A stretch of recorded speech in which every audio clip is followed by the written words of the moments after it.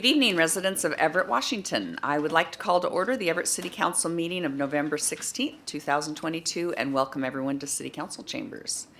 The City Council is conducting our weekly meeting in a hybrid mode. This allows us to reach members of our community who wish to participate via Zoom or those who wish to attend in person here in the council chambers.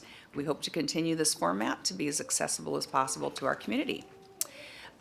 For those who would like to participate in the future on the Zoom link, you may find the public comment registration form on the City of Everett website under the City Council Department. Click on the hyperlink that says register here to provide public comment and fill out the form. And once you submit that form, you'll receive an email confirmation with the Zoom link and the phone number for the meeting that you requested to speak at. Participants must submit the form at least 30 minutes prior to the meeting. Forms submitted after that time will not receive the Zoom link and number, but may still speak at the council meeting that day or evening. Please note we do not allow comments on any kind of campaigning, whether for or against ballot measures or candidates running for office. We also do not accept comments focused on personal matters that are unrelated to city business. Clerk, will you please take the roll? Mayor Franklin. Here. Councilmember Tui. Excused? Councilmember Ryan. Excused. Councilmember Vogely. Here. Councilmember Zarlingo. Here. Councilmember Fossey. Here. Councilmember Schwab. Here. President Stonecipher. Here. I'd like to ask Councilmember Schwab, will you lead us in the Pledge of Allegiance? I'm glad to. I pledge allegiance to the flag of the United States of America and to the republic for which it stands, one nation, under God, indivisible, with liberty and justice for all. Thank you, and I'd like to see Councilmember Fossey. Would you please read the land acknowledgement? The City Council wishes to acknowledge the original inhabitants of this place, Shtahob's people and their successors, the Tulalip tribes. Since time immemorial, they have hunted, fished, gathered on, and taken care of these lands and waters. We respect their sovereignty, their right to self-determination, and honored their sacred spiritual connection with the land and water. We will strive to be honest about our past mistakes and bring about a future that includes their people, stories, and voices to form a more just and equitable society. Thank you. Do I hear a motion for approval of the minutes of November 9th, 2022? Vogler so moves. Seconded. We have a motion and a second. Clerk, will you please take the roll? Councilmember Vogely. Yes. Councilmember Zarlingo. Yes. Councilmember Fossey. Yes. Councilmember Schwab. Yes. President Stonecipher. Yes. And it's so nice to see. We have a full house tonight. Lots of people here on many important matters. I would like to make an announcement that item 19 related to project labor agreements, that's a briefing for council, is going to be moved ahead of item 18, which is our public hearing for our city budget for 2023. So those who are here to talk, I know we have several people signed up to speak on the project labor agreement. We'll take that before the budget hearing. With that, good evening, Mayor. Good evening, Council President. I would like to invite Chief Templeman forward to swear in our newest officer, Joe Wilson. All right, thank you, Mayor. Good evening, council members. Dan Templeman, with the Police Department, and I'm happy to be here tonight to introduce our most recent graduate from the Criminal Justice Training Center, and that's Joseph Wilson. Joe was born in Bellevue, Washington, and grew up in Everett. After high school, Joe attended Full Sail University in Orlando, Florida, where he earned an associate degree in recording arts in 2008, studying audio engineering and live sound. Joe moved back to Washington and was hired by the Department of Corrections in 2017, where he worked in various institutions to include the Washington State Reformatory Unit and the Special Offenders Unit. It was during this time that he discovered his passion for being a public safety servant. Joe decided that being a first responder and helping people when they needed it most was his true calling, and so he began to apply with various police agencies. He ultimately chose the Everett Police Department due to positive remarks he consistently heard about our agency and his experience during the hiring process. Joe felt that he wasn't just a number waiting in line, but that we were eager to hire quality police applicants and get them on board as quickly as possible. Joe graduated from the Basic Law Enforcement Academy on November 9th. And he looks forward to continuing his training here at the department from experienced officers. He's eager to gain the knowledge and skills that will enable him to do his job confidently and to the high standards that he expects of himself. While not at work, Joe and his wife Brittany enjoy taking their kids on camping trips and exploring new places in their RV. And I just want to recognize that he has quite the contingent of family here. I met with all of them last week at graduation. They're very proud of Joe, and they should be. And as I explained to them and to Joe how important it is to have a solid support system, especially as you're starting this career in law enforcement, and he certainly has that. So I want to just thank the family, and I present to you Joe Wilson for swearing in. Thank you. Thank you. Do I hear a motion? Councilmember Vogely moves that Joe Wilson be a new police officer. Councilmember Schwab, second. Thank you. We have a motion and a second. Clerk, will you please take the roll? Councilmember Vogely? Yes. Councilmember Zarlingo? Yes. Councilmember Fosse? Yes. Councilmember Schwab? Yes. President Stonecipher? Yes. Now the clerk will do the swearing in. Okay. Please raise your right hand and repeat after me. I, please state your name, I, Joseph Wilson, do solemnly swear do solemnly swear that I am either a citizen of the United States that I am either a citizen of the United States or a lawful permanent resident, or a lawful permanent resident, that I will support the Constitution of the United States, that I will support the Constitution of the United States, the Constitution and laws of the state of Washington, the Constitution and the state laws of Washington, and the charter and ordinances of the city of Everett, and the charter and ordinances of the city of Everett, and that I will faithfully, honestly, and impartially that I will faithfully, honestly, and impartially perform the duties of police officer of the city of Everett perform the duties of police officer for the city of Everett according to the best of my ability, according to the best of my ability, so help me God. so help me God. Congratulations. Thank you.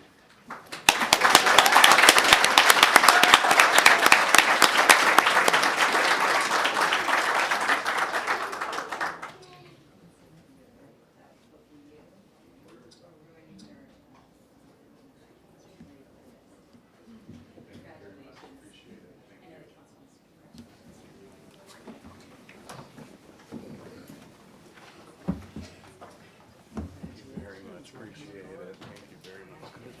Appreciate it. Thank you. Very much. Thank you very much.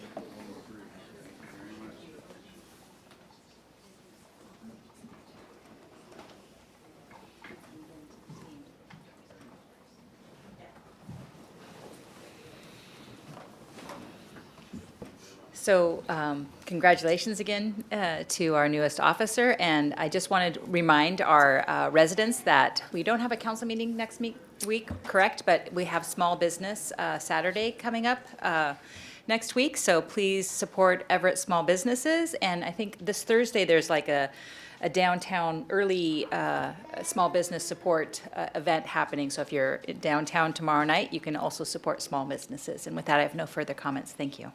Thank you. And in light of our big agenda this evening, we've moved our council comments to the end of the agenda. So we will ask now for public comment. Angie, do we have anyone signed up to speak this evening for regular public comment? Good evening, President Stonecipher. We do. We have first received a few written comments from Tim Curtis, Michael Harrison, Nicholas LaFleur, Michael Schreck, and Jason Viveros, and that relates to agenda item number 19. And they've been provided to council administration and to the clerk as part of permanent record. And we do have some individuals here online to speak. We also have some members in the chambers. So bear with me, there's some want to speak now, some want to speak when we get to agenda item number 19. Thank you. So first I'll start with our remote individuals, and then we'll go to chambers. So first person I will call on remotely is Vicky. And Vicky, if you could please turn your camera on if possible, unmute yourself, state your full name and city for the record, and you'll have 3 minutes to speak, and there'll be a timer on the screen for your reference. So I'll start that now. 1 moment. Thank you. Thank you. Good evening, council members and mayor. My name is Vicki Scantarelli, and I am the president and owner of Scantarelli and Associates, a diversity, equity, and inclusion management consulting firm. But I'm here to speak on behalf of the Northwest Minority Builders Alliance. We are an organization that works with minority women and veteran-owned businesses in the construction arena. And I am one of the incorporators, initial directors and chair of the organization. And I'm here to speak to you, to share with you some experiences we have had with the community workforce agreements and the PLAs. I will be also submitting written comments based on what I'm sharing with you based on the time constraints. I wanted to share with you the fact that many of our small businesses have experienced negative outcomes on their participation for community workforce agreements for a variety of reasons.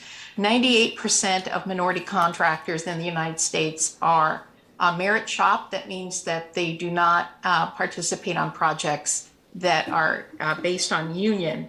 And as a result of that, they lack the technical expertise and the knowledge and how to participate. And so we find that CWAs and PLAs are unfunded mandates as it involves inclusion for WIMBY.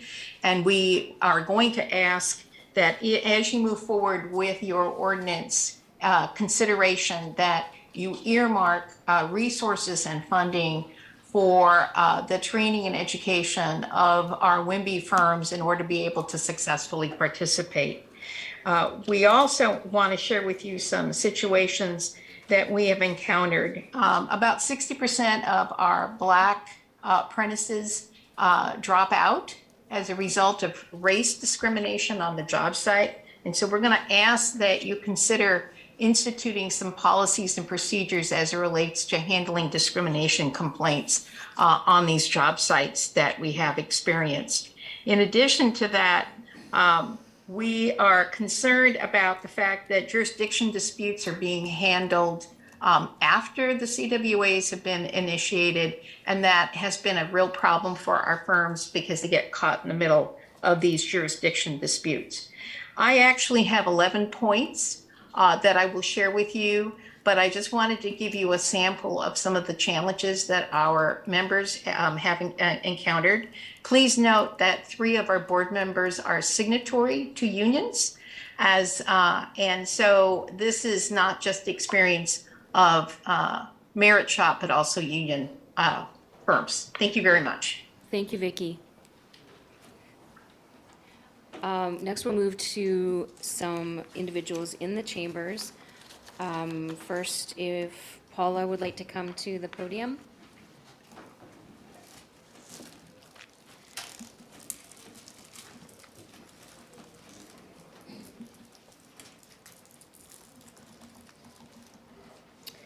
And if you could state your full name, city for the record, and you have 3 minutes to speak, and there's a clock right there.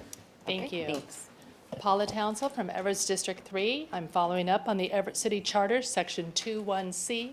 It was nice to hear in the swearing in that we do affirm the oath to the city charter. So that's good news for me, and hopefully for the city of Everett in the redistricting process.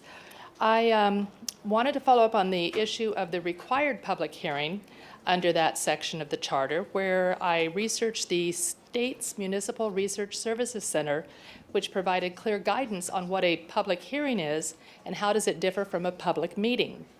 The public meetings are governed by the procedures of the Open Public Meetings Act and generally occur whenever a quorum of a governing body meets together and deals with the business of the body. A public hearing, on the other hand, is primarily intended to obtain public testimony or comment before significant decisions are made. A public hearing is obligatory when due process is required or when a specific statute or local regulation requires one, as in Section 21C of the Everett City Charter. I previously described a public hearing as an opportunity for the decision-making body to hear testimony from residents. Since there was no public hearing before all of the commissioners, my concerns were limited to the 3 minutes at a single community meeting and heard by only those 5 commissioners in attendance.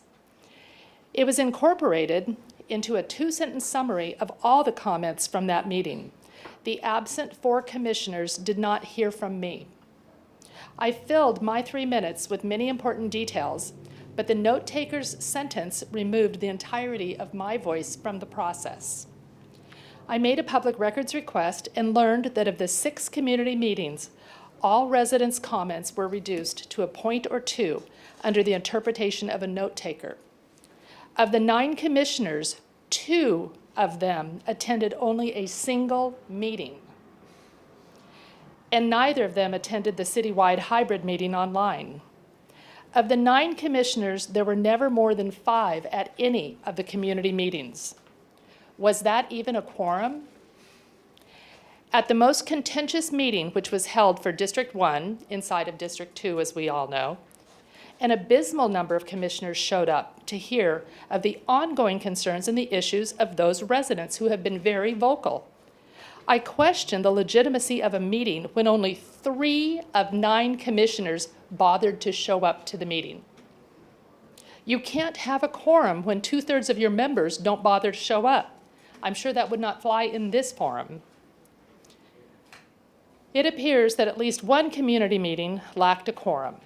We know there was no community meeting inside of District 1. We know there was no public hearing. We know the public process mandated by the city charter was not adhered to. And we know the authorizing vote of the city council was gained with egregious and inaccurate information. Please step up to the prescribed process and remand the redistricting plan back to the commissioners. Thank you. Thank you, Paula. Next, if Steve could please come to the podium.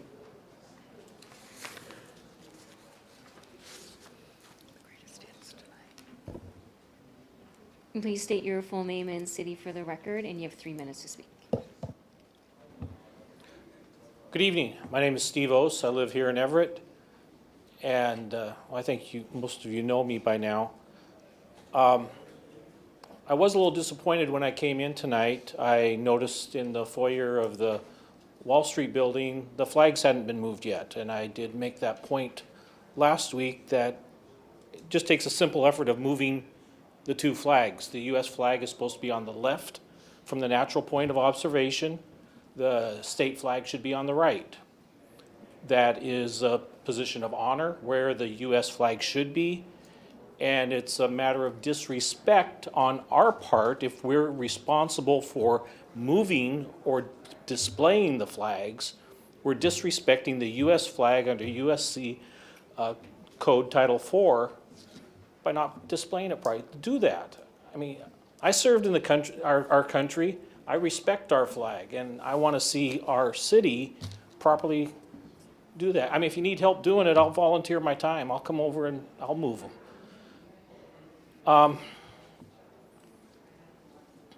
I agree with Paula that if we have people that are volunteering to be on committees, they need to be there or they need to be removed if they can't take the time to attend the meetings. Let's have a talk with them, say, are you really interested in doing it? For what I'm really here is transit. We need to take care of our transit agency. I'm out on the road all day long, and I am clearing our bus stops of people who aren't riding the buses. That's become my primary job.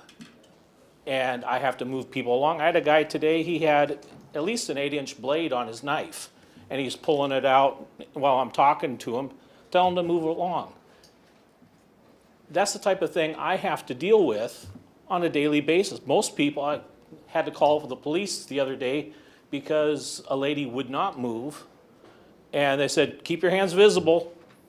And she goes and she digs into a pile of stuff, and she could have been shot. But this is our transit agency. We need to take care of it. If it wasn't Everett Transit taking care of these shelters would not be taken care of by any other agency. They would not be expending the resources that we do to take care of what is here in Everett. There's a lot of reasons. I'm giving you a little piece every week. We need to keep Everett Transit. It's ours. Let's take care of it. Let's support it. And let's put an end to the discussion. I know we're waiting for the for the report that's coming in. Yeah, I haven't seen the report. I don't need to see a report because I know what the reality is. If CT is paying for the report, Steve, there's time is up. $500,000 that was given to CT to administer. That report's gonna come back however CT wants it. I will be surprised if the report doesn't come back to have a merger. Anyway, you know where I am. Call me up. Let's have coffee or something and we can talk more freely. Thank you, Steve. The remaining public commenters are for item 19. Okay, when we get to that item, we will have them come forward.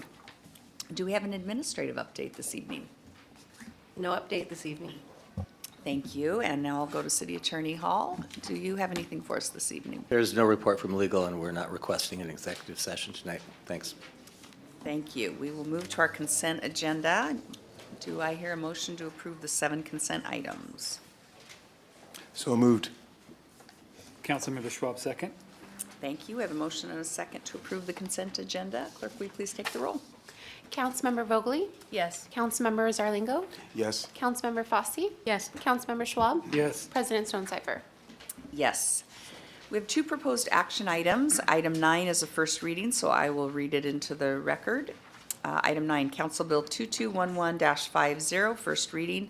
Adopt an ordinance relating to compost procurement requirements. The third and final reading will be on December 7th of this year. Do we have any questions on the 2 proposed action items, item 8 or 9? Thank you, and we will now move on to our action agenda. Item 10, Council Bill 2211-44, third and final reading. Adopt an ordinance levying the regular property for the City of Everett for fiscal year commencing January 1st, 2023 on all taxable property, both real and personal, subject to taxation thereon. Do I hear a motion? I'll motion that. Thank you. We have a motion. Seconded. We have a motion and a second for item 10.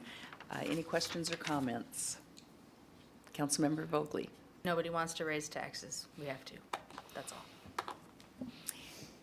Thank you. And any other comments? Clerk, will you please take the roll? Councilmember Vogely? Yes. Councilmember Zarlingo? Yes. Councilmember Fosse? Yes. Councilmember Schwab? Yes. President Stonecipher? Yes. Item 11, Council Bill 2211-45, third and final reading. Adopt an ordinance levying the EMS property taxes for the City of Everett for fiscal year commencing January 1st, 2023 on all taxable property, both real and personal, subject to taxation thereon. Vogely so moves. Councilmember Schwab, second. A motion and a second. Any questions or comments? Clerk, will you please take the roll? Councilmember Vogely? Yes. Councilmember Zarlingo? Yes. Councilmember Fosse? Yes. Councilmember Schwab? Yes. President Stonecipher? Yes.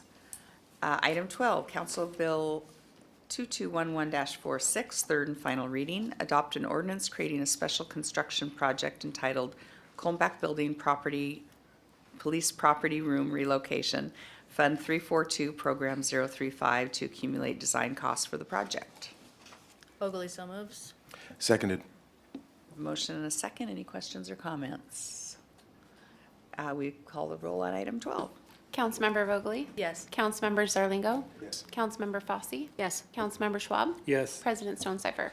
Yes. Item 13, Council Bill 2211-47, third and final reading. Adopt an ordinance to create a special construction project entitled Downtown Public Restrooms, Fund 342, Program 037, to accumulate all costs for the project. Fosse moves. Vogely seconds. We have motion and a second. Any questions or comments? Clerk, will you please take the roll? Councilmember Vogely? Yes. Councilmember Zarlingo? Yes. Councilmember Fosse? Yes. Councilmember Schwab? Yes. President Stonecipher? Yes. Item 14, Council Bill 2211-48, third and final reading. Adopt an ordinance creating a special construction project entitled Fire Training Center Project, Fund 342, Program 036 to accumulate design costs for the project. Councilmember Schwab, so move. Fosse seconds. We have a motion and a second. Any questions or comments? Clerk, will you please take the roll? Councilmember Vogely? Yes. Councilmember Zarlingo? Yes. Councilmember Fosse? Yes. Councilmember Schwab? Yes. President Stonecipher? Yes. Item 15, adopt the Everett Station District Alliance Resolution initiating the establishment of a business improvement area. Vogely so moves. Fosse seconds. We have a motion and a second. Do we have questions or comments on this item? I have a few questions. I had requested some additional information last week, and I believe that we received most of that. The one remaining question I have is, this item, as I understand, will be coming forward later this month. But I would like to ask City Attorney Hall to please let us know, as I mentioned last week, I think there are two ways to initiate a business improvement area, either a petition method or kind of a councilmanic version. And as I understand it, what we're being asked to do will be the councilmanic version of this. Is that correct? That's correct. You were provided with petitions just to show the level of support, but this is not the petition method. Okay, so those petitions really don't matter at all, other than just to let us know that there are people out there who care about this. Correct. Okay, and when this came forward the first time around, I remember we had this conversation. Of course, we learned that not everybody who signed those petitions were the property owners, or someone had changed their minds. Do we have any obligation, other than just to approve this, do we have any obligation to satisfy any understanding that the property owners within this area are approving of this? The method of confirming support is that there's pretty robust public notice required, and anybody in that area who receives public notice can show up, as they did last time, in large numbers to testify that they in fact did not support it. Mm-hmm. And so does the city send out that public notice? We're having ESDA send that out, but they'll have to meet the city requirements. Okay. And that would be both publication in the newspaper and mailing of the entire resolution that you're passing tonight to every property owner in the area. Okay.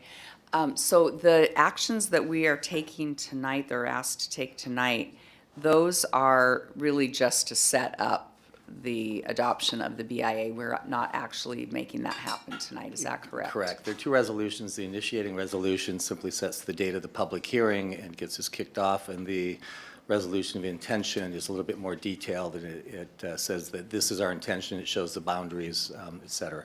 Okay. Thank you. Any other questions or comments? Clerk, will you please take the roll? Councilmember Vogely? Yes. Councilmember Zarlingo? Yes. Councilmember Fosse? Yes. Councilmember Schwab? Yes. President Stonecipher? Yes. Item 16, adopt the Everett Station District Alliance Resolution expressing the intent to establish a business improvement area and setting a public hearing for December 14th, 2022. Do I have a motion? Fosse so moves. Second. We have a motion and a second. Any questions or comments? Clerk, will you please take the roll? Councilmember Vogely? Yes. Councilmember Zarlingo? Yes. Councilmember Fosse? Yes. Councilmember Schwab? Yes. President Stonecipher? Yes. And so we are going to move now to item 19. Oh, wait. That's correct. Should I do 17 17 and 18 together? Yes, correct, because this 18 is the public That's hearing, which is what I thought. announced prior to Thank you. 17. Thank you. Item 19, Council Bill 2211-52, the first reading, Project Labor Agreement Ordinance Briefing, and the third and final reading of this is scheduled for December 7th. And I think we have Ryan Sass here to give us a briefing. Or actually, David Hall, I guess you're going to give us some. Sure. Since this started with a motion from council that they work with the legal department to amend the existing PLA resolution, it's probably appropriate to give a couple of introductory remarks and maybe a bit of background and context for council's deliberations. The existing Project Labor Agreement Resolution, Resolution 7461, was passed by council in 2019. It was suggested by and developed in coordination, cooperation with labor leaders, and the final resolution as passed was fairly well supported by labor leaders.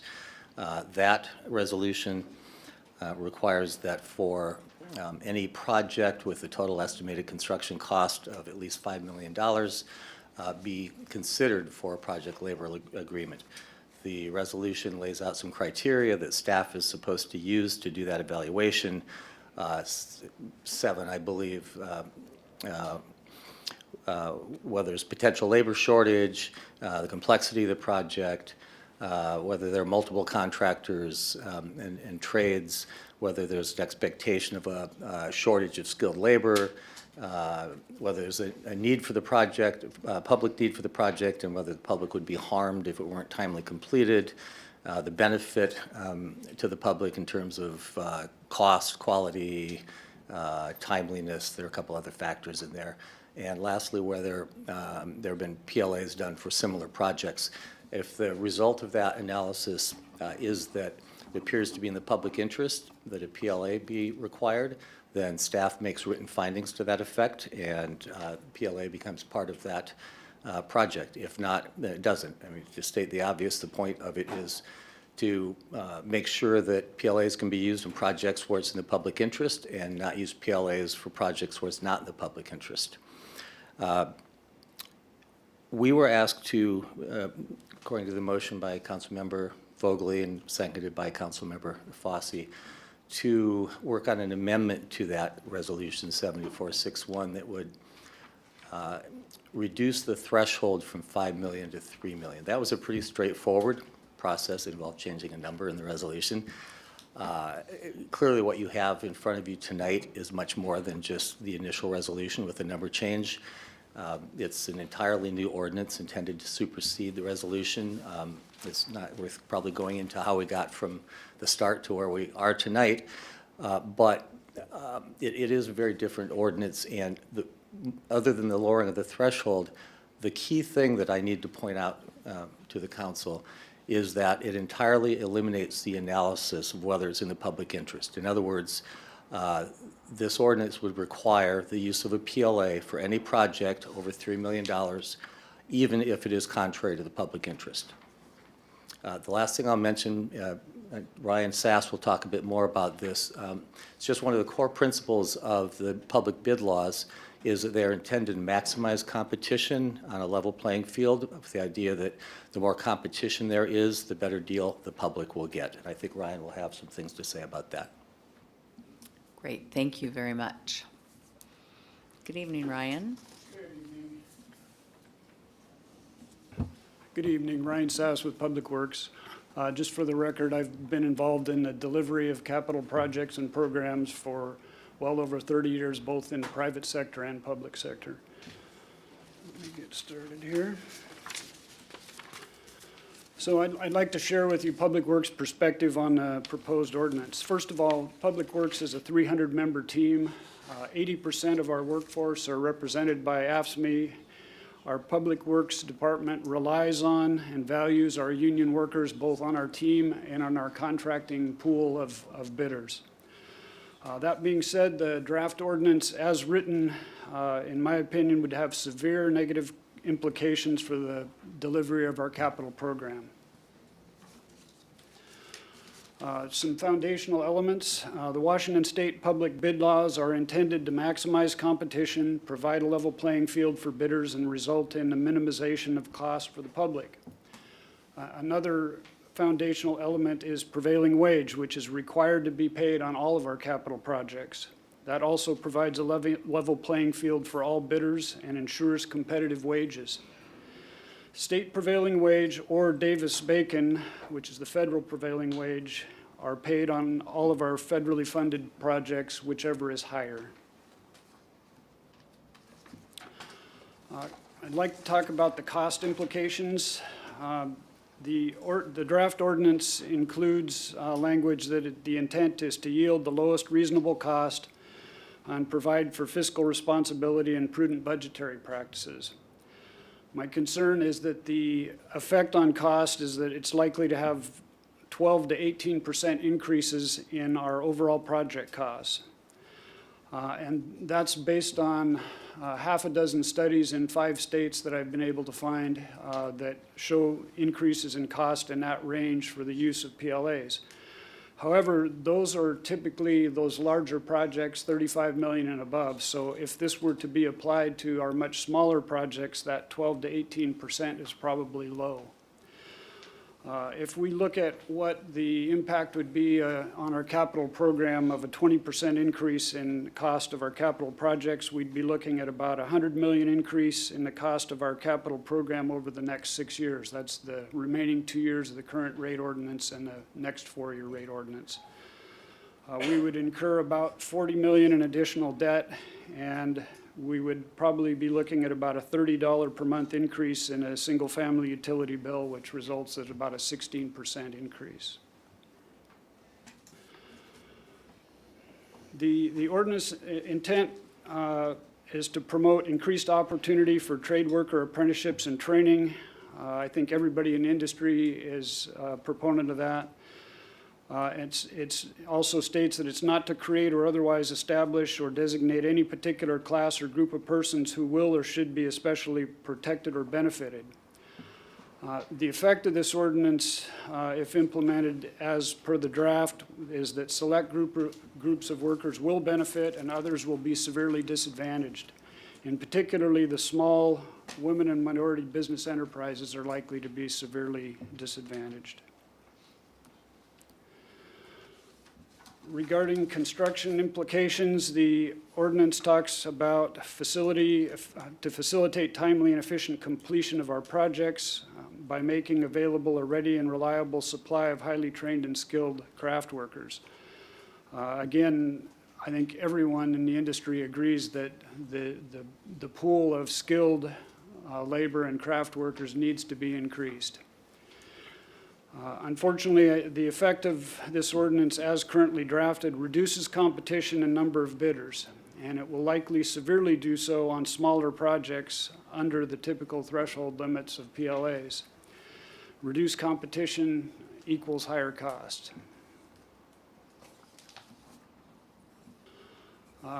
Looking at the federal experience, based on an executive order from President Biden, the current established federal threshold for the use of PLA projects is 35 million and larger. That's how they define a large-scale construction project. The way the executive order is written is that it's presumptive that projects above that limit will use a PLA for those projects with the federal funds in those agencies. But that executive order also talks about various conditions that allow for projects not to use PLAs for those projects that aren't well suited. Some of those exceptions are for projects of short duration or lacking operational complexity, involving one craft or trade, requiring specialized construction from a limited contractor or subcontractor pool, urgency of a project making the use of a PLA impractical, or would substantially reduce the number of potential bidders so as to frustrate full and open competition. Any one of those particular reasons are sufficient for the manager in that agency to choose not to use a PLA where it might not be appropriate, even for projects over the threshold limit. Washington State Department of Transportation experience, they consider PLAs only for projects over 100 million in project value. They used it on the SR 520 Montlake project, which was about a $550 million project. Talking with regional administrators at WashDOT and others at headquarters, their experience is that it's a costly and difficult process for projects under 25 million, and that it reduces number of bidders, resulting in higher cost, particularly on smaller projects. And WashDOT has heard from the women and minority business enterprise community regarding the barriers to entry that those small contractors face in PLA contracts. The Association of General Contractors represents both union and open shop contractors alike. Their Snohomish County membership is pretty much exactly 50-50 between open shop contractors and union contractors. Our Everett Public Works bid pool typically runs about 60% open shop. Now, that being said, that's going to vary with the size of the project. Generally speaking, certainly with exceptions, but generally speaking, the smaller the project, the more likely the project's going to be bid by our open shop bidders. The larger the project, the higher percentage of union contractors that will be bidding that project. But again, there are exceptions to that. I interviewed probably dozens of people on this topic in the industry. It included state-level labor leaders and many general contractors, both union general contractors and open shop general contractors. I was particularly interested in the perspective of the union general contractors who are most likely to benefit from PLAs. And one of the things I heard from more than one of those large union general contractors is that not all of the PLA benefits that are typically claimed and associated with PLAs necessarily occur. They note that they already have apprenticeship and prevailing wage, and they would like to see expanded training and apprenticeship opportunities. The no strike provision is somewhat illusory, as the recent the recent concrete supplier strike that stopped many projects throughout Puget Sound illustrated. And that disadvantaged business enterprise, minority business enterprise, those contractors are disadvantaged and eliminates most of their opportunity, which again are 98% open shop of those very small companies. Talking with some of our open shop general contractors, and in both cases, several of these contractors regularly do work for the city of Everett. They typically have their own full-time employee work crews that are making prevailing wage and being paid benefits. They are unlikely to bid on PLA jobs, as it would disenfranchise their full-time workers, so that they would have to either not include, they can only include typically a few core key workers in their team. And so it's not in their interest to participate on these. They also note, as did the union contractors, that it often requires a double payment of benefits that aren't necessarily realized by their workers, and that when they have workers that aren't covered under the core provisions, they go and they work through join the union work on the project, and during that time, the contractor's paying into their regular benefit pool for those workers that they expect to come back after the project, but they're also paying into the union fund for those benefits as well. But most of those workers that return to their original contractor employee don't actually see those benefits. Again, there was also support for training and apprenticeships, and there was, I'm kind of happy to hear this from both of these, both the general contractors, union-based and open shop, that Everett is considered a preferred contracting owner. And that's partly due to our long history of a balanced approach to risk management. It's partly due to us having empowered construction inspectors. I do have concern that this ordinance, if passed as written, will jeopardize that reputation and status. Within Everett Public Works, our contracting experience has multiple business lines of construction. On the transportation side, our contracts are governed by the WashDOT Local Agency Guideline Manual, which is a whole bookshelf full of manuals that we're required to abide by. And on a typical transportation job, typically has state and federal funds. We are notified by WashDOT what our disadvantaged business enterprise percentage requirement will be and what the training and apprentice hours will be required. Now, WashDOT has people full-time that can assess the market and can assess the depth of the disadvantaged business enterprise community and of the available apprenticeships to make those judgments. So recently, one of our projects, I got a letter that showed that we had our federal funding, and it said you'll have 14% of DBE participation required and 0 training hours. And that's based on their staff determining what's possible and what's available. The city of Everett doesn't currently have any kind of capacity or capability to make those kinds of determinations on our own as to what's available in the community. It is possible to overlay PLA onto our Federal Highway Administration funded projects. It does require a special deviation and approval from FHWA, and those typically do take time. And time usually equals cost for us in terms of getting things out for bid, especially in an inflationary environment.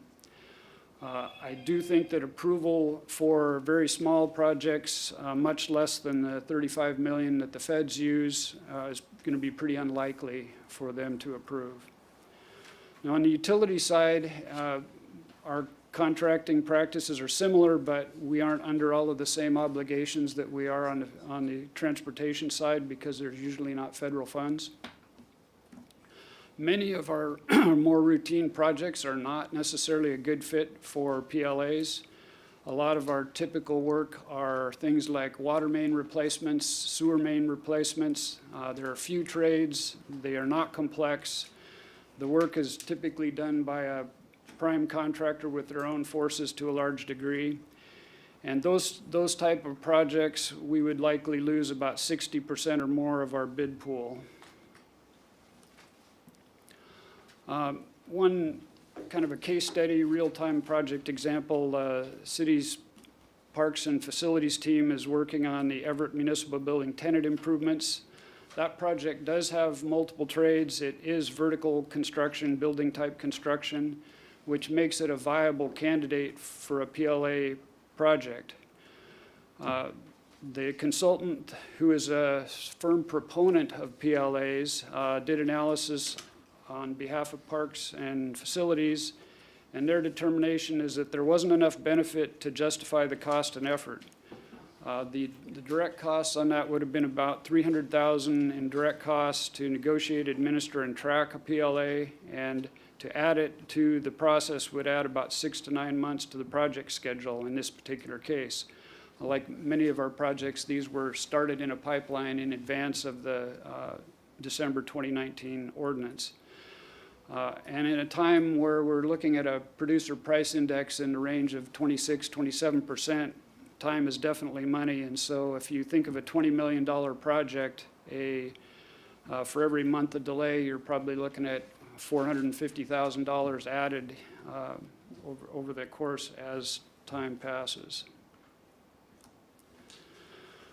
A little bit about labor negotiation. Generally speaking, owners, like in the case of the city of Everett, a PLA typically requires the owner to negotiate labor agreements with multiple individual trades, carpenters, plumbers, the trades that are involved in many of our projects. That's not a skill that's inherent to our City of Everett Public Works team. It's not something that we are well suited to do. And when we enter into that and do those kinds of negotiations and then hand that over to a general contractor and bidder and say, here's what we came up with, you get to live with it, it puts the general contractor in a position of when problems occur, they look to the owner and blame us for not doing an adequate job of something we're not well suited for. General contractors generally are well suited for negotiating, and negotiating with labor and subcontractors is a core element of general contracting. A little summary of outcome comparison. Again, prevailing wage, it's already required. It's built into all our projects regardless. Apprenticeship and training is already included in our transportation projects. We would like to propose adding it to other construction lines of business where it's not currently required. Diversity, equity, and inclusion. A PLA process greatly disadvantages those small women and minority-owned businesses that are 98% open shop. Those small contractors dream of being large contractors someday and would love to get there, but it's very hard for them to participate in this particular structure. When it comes to safety and skill of the project, the data shows no significant difference whether the projects are led by open shop general contractors or union general contractors. Projects need to be large enough to generate enough new jobs for the additional work of negotiating, administering, monitoring, and tracking on a PLA to be cost effective. There's little to no economic or efficiency benefit for smaller projects unless they have a very high proportion of labor cost. It is possible for a smaller project that's mostly labor to generate more labor and have more benefit than a larger project. A little bit about what makes a good candidate. Generally speaking, a good candidate for a PLA includes vertical construction, building type construction, with many trades required for the project, multiple trades. A long duration project of multiple years tends to make it a good candidate, and projects with higher project cost identified as a large scale construction project, which again currently is defined as 35 million or more in President Biden's executive order. And really, these are the points that why a 7-factor public interest analysis, as David was talking about, that exists in the current resolution 7461 is important to retain so that these variables can be considered in determining whether a PLA makes sense for an individual project. Talking with some of the advocates for PLAs, some of the advice we got was to use them strategically, to define your goals, to decide what are we trying to achieve with this process, and to understand what that is, to set reasonable thresholds in terms of dollar value, and to look for a pilot project, again, that meets some of those criteria, typically vertical construction, long duration, complex, multiple trades, high cost, and then to make sure that you have the means in place to monitor and evaluate the results to determine and confirm if your goals are actually met. What we would like to, what staff would like to recommend is to update the current resolution to ordinance form, which makes it more binding. We would recommend retaining the appropriate public interest protections like the current resolution, which is essentially a shall consider resolution or ordinance as opposed to a must-use ordinance, which the current draft is.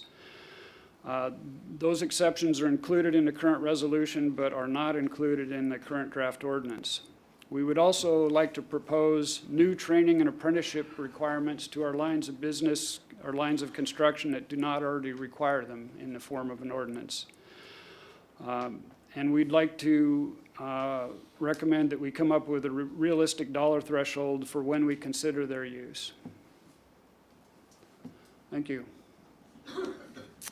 Thank you. And I'm going to see if any council members have clarifying questions from Ryan before we go to the public input, and then we'll have our full discussion after all of that. Any questions for Ryan? Okay, let's go. Can I, Oh, is yes. this clarifying? It's not my speech that I have prepared. I think it's on the third page. I was wondering if, not right now, but since we have 3 readings, will you please provide the data on the cost implications that you brought forward? Thank you. Yeah, certainly. That's all for now. Thank you. Any other questions before we go to public comment? Okay, Angie, we're ready for our public commenters. Okay, so we will start with our remote public commenters, and I'm going to call upon Brian. If you would please turn on your camera if possible, unmute yourself, state your full name and city for the record, and please limit your comments to 3 minutes, and I will be putting a timer on the screen for your reference. As soon as you see that, you can start. Yeah, thank you. Brian Johnson, Snohomish, Washington. Oops. Yeah, I want to thank Mayor, members of council for the time and opportunity for letting me speak tonight. Tonight I speak in favor of adopting the Project Labor Agreement Ordinance. PLA ensures not only equal representation to all employees on the project, whether they belong to a union or not. It also helps disadvantaged communities obtain living wage jobs through community workforce goals. And with these goals in place and disadvantaged workers earning a decent living wage, the money they earn will go back into the community, local businesses, and the taxpayers that funded the project. A City of Everett PLA is not just an agreement that gives the working class a chance to work close to home for a decent wage. The PLA guarantees there will be no strikes, lockouts, or work stoppages through dispute resolution between disagreeing crafts while the work continues to be accomplished. And that is all I have prepared for this evening. Thank you, Brian. Next, we have Kyle. If you could please turn on your camera if possible. Unmute yourself and state your full name for the record and city. And I'll restart my clock here in just a second. Okay. Good evening. I'm Kyle Gephardt, Bellingham, Washington. I work for Strider Construction. I want to provide the council with what this ordinance means to most contractors. I believe it's a poor ordinance as written, and there are many unintended consequences. Strider Construction is a merit shop, heavy civil contractor. We've been in business since the late 1980s. We've successfully performed on 4 projects in the last 3 years in the Everett area. As a merit shop contractor, we pay our workers well, federal or state prevailing wage. We provide our employees with many benefits, medical, dental, vision, sick pay. No matter what our employees decide to contribute, our company contributes 10% into a qualified retirement plan, and the employees can decide to match. We provide training for our employees. I take part in a certified training council for laborers and operators. So in short, unions don't provide worker benefits that are superior to what merit shop contractors like Strider are providing. The real question comes back to you, the council. What's the perceived benefit the council expects to gain? And what problems are you trying to fix with this action? If training the future workforce is the end goal, then include training hours or an apprenticeship requirement like many other agencies are doing. If economic benefit is the goal, then PLAs are not the tool for the job, as competition will dwindle and costs for the city will increase. Your field of contractors is going to shrink dramatically if you take on this proposed ordinance. Only 15% of the contractors in Washington are unionized. If timely, efficient, and quality construction is the end goal, PLAs are not your answer. Timeliness and quality are dictated by the contracts that we work under. Since our inception 35 years ago, Strider's never gone on strike. We've never shut a job down. And conversely, in the last 2 years, we've seen certain unions institute crippling strikes, essentially stopping concrete production and many construction projects, costing cities like Everett vast sums of money. Instituting PLAs will hurt local subcontractors and disadvantaged businesses who are not unionized. You're going to cut their opportunities. There are unsubstantiated and misleading claims in the ordinance, opening paragraphs D and E, for example. And I would encourage the City Council to either scrap or revise the language in this ordinance and throw out the restrictive shall use a PLA type language in Section 1B and avoid discriminating against the vast majority of contractors who are merit shop. Thank you. Thank you, Kyle. Next, we have Sophia. If you could please turn on your camera and unmute yourself and state your full name and city for the record. And you can start now. Good evening, and thank you for having me tonight. My name is Sophia Steele, and I'm here on behalf of the Associated Builders and Contractors of Western Washington. Our office is located in Bellevue. We represent over 350 contractors, subcontractors, suppliers, and industry professionals, both union and non-union. Tonight, I'm here to express our opposition to this proposed revision ordinance mandating project labor agreements or community workforce agreements on Everett's major construction project at $5 million and above. ABC is committed to protecting fair and open competition in the construction industry and opposes government mandates for project labor agreements. As you may be aware, PLAs require a contractor to become signatory to a union while working on these public works projects. That requires that contractors hire union laborers and limits the number of their own employees eligible to do the work. It then forces the contractor to pay double in employee benefits because they have to pay the union pension and healthcare fees on top of their own employee benefits. In the project labor agreement ordinance briefing, it states the city is committed to fiscal responsibility and prudent budget practices. Mandating project labor agreements will prevent the city from keeping that commitment because PLAs cost non-union contractors so much that it restricts them from bidding on projects. thus reducing competition and resulting in unnecessary cost increase. In order to allow for fair and open competition on public works projects, we urge you not to move forward with this ordinance. Thank you. Thank you, Sophia. So now we'll move to the individuals in chambers.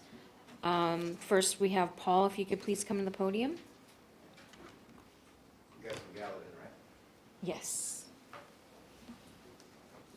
So if you could state your full name and city for the record, and you have 3 minutes to speak. Hello, I'm Paul Gallivan. I currently reside in Marysville. I came tonight to, a lot of people have spoken to you already, and a lot of them have each individually contributed to a lie tonight. I'm not here to talk about where the disconnect is. I'm here to give you a connection. Currently, I reside in Marysville. My son, who was adopted at 16, is now living in Everett with his wife and his 3 kids. I started out about 30 years ago today, living underneath 41st Street Bridge here in Everett, getting my humble starts. I moved from the 41st Street Bridge into the Cocoon House, then into the Cocoon Complex, and I started my life. At that time, it contributed my school age. I got through high school and went to a little bit of college. I got a job as a manager for a restaurant. I did a lot of different things, right? I ended up joining the military, came through life. I settled down just north of here because this is home, and at the time, Everett was unwelcoming to me because of a lot of memories. My son decided to settle down here in Everett with his family. He ended up joining the union not long ago as a glazer, and then he decided that he wanted to become a carpenter. Well, this was after working non-union on prevailing wage jobs where prevailing wage is mandatory. First, he was making 25 cents a square foot on siding here in Everett on a contractor open shop, okay? Working prevailing wage, but there's nobody there to have any kind of controls. So I'm not asking you to do anything tonight. What I want you to know is that there's people that are actually involved in this process. These people struggle. Occasionally on the jobs that are handed to a contractor to cheat their workers here in Everett. I want you to know that that happens here in Everett. You're not immune. We're not immune. Remind yourselves of the fact that the taxpayers' money is not necessarily saved when the bid margin doesn't change based on the fact that mom and pop can't afford a $3 million project. These workers deserve an honest look. And I commend every single one of you for taking an honest look into the realities of some of the statements that were made tonight, and the fact that when those discussions were made and who has the most interest, right?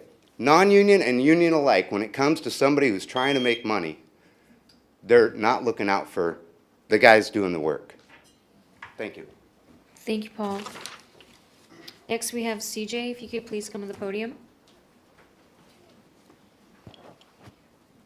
And please state your full name and city for the record, and you have 3 minutes to speak. Thank you. Thanks. My name is CJ Hanforth. I live in Ferndale, Washington. I'm with IMCO General Construction, and we are an open shop contractor. Over the last 10 years, we have performed $71 million worth of work.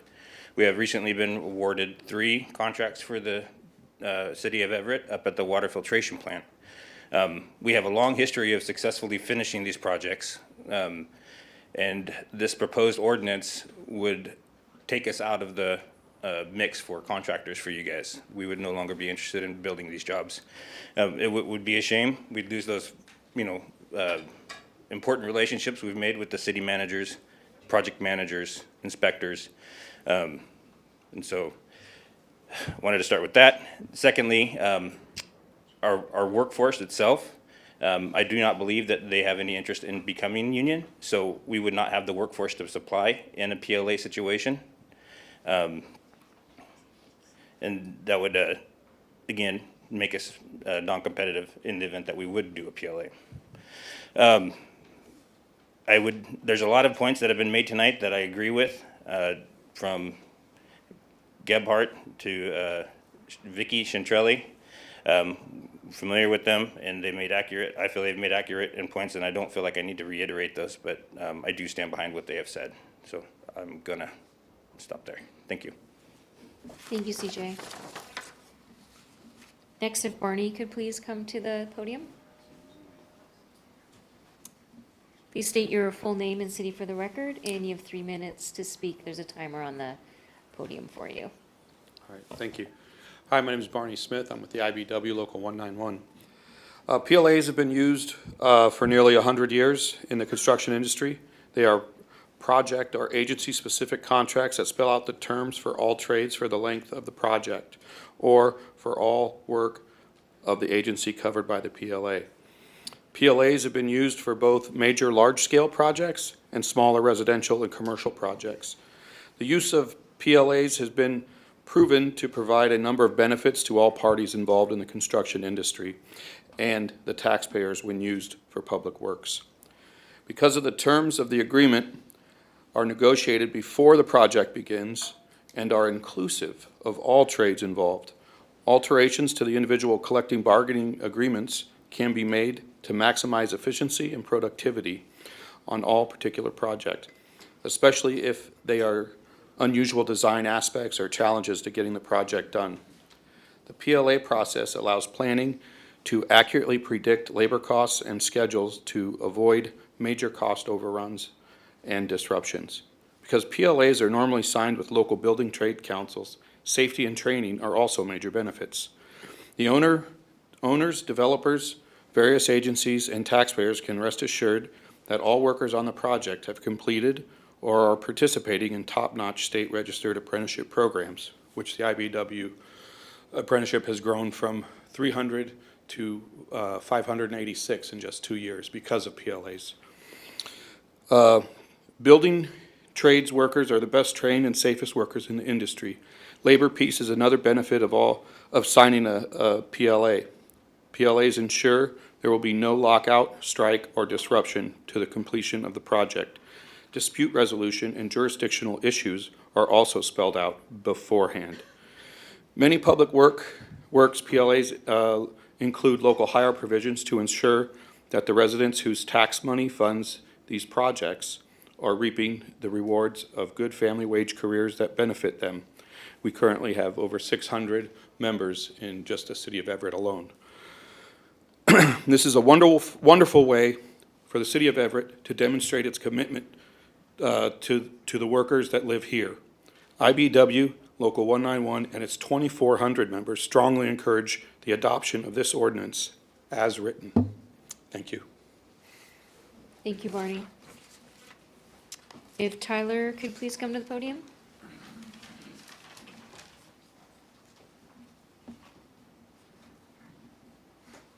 Please state your full name and city for the record. You have 3 minutes to speak. Okay. Tyler Kimberly. I'm a resident of Bellingham, Washington. I'm here as the president of IMCO General Construction, and just to reiterate a few things that you've heard and add a few more. What Ryan said, that the city of Everett is a preferred client for our contractors, is very accurate. You guys have a reputation of being fair, being collaborative, helping us solve problems when we have problems on projects, and because of that, you get a lot of bidders on your projects. It's a great benefit to you as a city, and something you should be proud of. I'm sure you are. We consider the city of Everett one of our top 3 clients in our 44 years of business, just for regularly working with you. We've in the last 10 years, we performed 9 projects together, about $70 million of work. And I don't believe that a project labor agreement fits with your values or with your mission. What I understand that to be, we would not pursue a project with a project labor agreement on it, because we can't take care of our workers the way we would if there was no project labor agreement. So why that is we would either have to exclude our current workforce and use a union workforce that we haven't employed previously. So many of our workers have been with us 10 years or more, and so we would exclude them from the project. That would be one. Or the other option would be to try to convince our workers to join the union. And if they did that, we would, assuming they would be a short-term union employee, we would need to pay double benefits. We pay them the benefits that they would pay into the union, which they would likely not get all of the benefit of that or much of the benefit of that if they're a short-term union member. And then we would also need to pay them benefits so that they retain their medical and their retirement benefits that they currently get through our program. And so that double paying benefits would make it very difficult for us to be competitive on the project because it would increase the cost. It also would not likely be a cost that you as a city would want to spend on your public works contracts. So those are a little bit of the reasons why we wouldn't pursue or wouldn't expect to be, if we did pursue, successful on your project. So of the $70 million of work that we've performed, 5 of those projects have been hard bid, so we submit a low bid at the lowest price in order to win the job. 2 of those we've partnered with small businesses in your Small Works roster program. And then the final 2 have been our alternative procurement projects where you selected us based on a combination of competitive price and value, so quality, safety, compliance with laws, those kind of metrics that you measure in a scored basis. And so when you're mandating project labor agreements, we believe you're going to increase costs, you're going to decrease competition, and you're going to cut out some very quality contractors, subcontractors, and minority contractors. Thank you. Thank you, Tyler. If Lance could please come to the podium. Please state your full name and city for the record, and you have 3 minutes to speak. Yes, Lance Calloway, I live in Bellingham. I am the Northern District Manager for Associated General Contractors of Washington. AGC represents 500 commercial, civil, and industrial general contractors and subcontractors in Western Washington and Central Washington. I'm here to provide comment regarding the proposed revised ordinance before you requiring project labor agreements. The PLAs that Everett currently has is at $5 million and above, and that's optional. I would like to be clear, first of all, AGC is focused and committed to fair and open competition for all contractors for public works projects. While AGC understands that certain types of projects may necessitate a PLA, we do oppose government-mandated and government-negotiated PLAs. AGC strongly believes the decision to enter into a collective bargaining agreement should be left up to the contractor and their employees. When certain PLAs are negotiated without employers at the bargaining table, there are many negative impacts. Primarily, they suppress access to public works, particularly for the majority of local small, minority, and women-owned businesses. They increase project costs due to reduced bidding competition, as well as disrupt the local collective bargaining environment. PLAs were originally designed to ensure labor harmony on large-scale projects spanning many years. The proposed revised ordinance would require a PLA on all projects that are currently $5 million and above and be reduced to $3 million in 2025, which is a very low threshold. Especially in today's cost environment, this is not a substantially large project at $3 million and not likely to be complex or to span a long period of time where labor harmony is a concern. At an August WSDOT stakeholder session on PLAs, AGC contractors expressed PLAs should only be used on large and complex projects, particularly projects that are $500 million and above. PLAs are very challenging for our small, minority, and women-owned contractors. We have heard from these contractors who have operated under a PLA as they experience cash flow challenges due to the requirement for employers to submit payments based on worker hours and make multiple union trust payments before they even receive payment for their own work. Conversely, their workers who have paid into the union pension and health care during the projects are unlikely to access this following the completion of the project. The combination of this and other issues result in small, minority, and women-owned contractors very reluctant to participate in public work when a PLA is involved. PLAs also result in increased project costs for both the project owner and the general contractor. Numerous studies have estimated project costs to owners increase 12 to 20% due to the reduction of bidders. as many open shop contractors, as just mentioned, opt not to bid on PLA projects. There are also additional costs that incurred on the owner in tracking all of the requirements. Open shop general contractors also incur the issue of paying into union benefits and pension plans, but also paying into their own retirement plans to ensure their employees receive their retirement benefits over the course of the project. I greatly appreciate your time to hear my concerns, and we urge you not to move forward with this ordinance as it's written.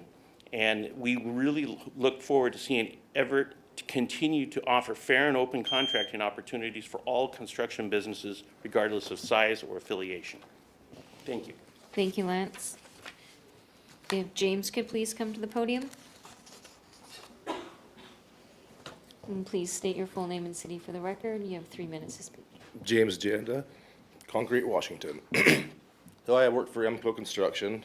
I have previously worked on projects for the city of Everett, and I'm currently working on the projects for the city of Everett and starting 2 more. We really like working with you guys. We would like to continue that opportunity. Come up through the ranks, started in the bottom. I'm superintendent now, and being an open shop contractor has allowed me to do all that by just being able to be on all these different jobs and do different things, and just to, you know, I wouldn't want that taken away from us. We like working with you guys. We want to continue doing that. That's about all I have. Thank you. Thank you, James. Trevor, please come to the podium. Please state your full name and city for the record. You have 3 minutes to speak. Sure, thank you. My name is Trevor Smith. I'm a resident of Bellingham, Washington, and I work here in Everett. For the record, I am the political director for Labor's Local 292. First off, I want to thank the council for taking the time to craft this ordinance and put it forward. Nothing in this ordinance is going to bar anybody from going to work. Nothing in this ordinance is going to bar contractors from bidding on your projects. You look at PLAs even in King County or in other counties and other cities, and they're not having a problem finding contractors to bid. Several of the contractors that you're hearing from in the associations, their contractors are bidding these projects.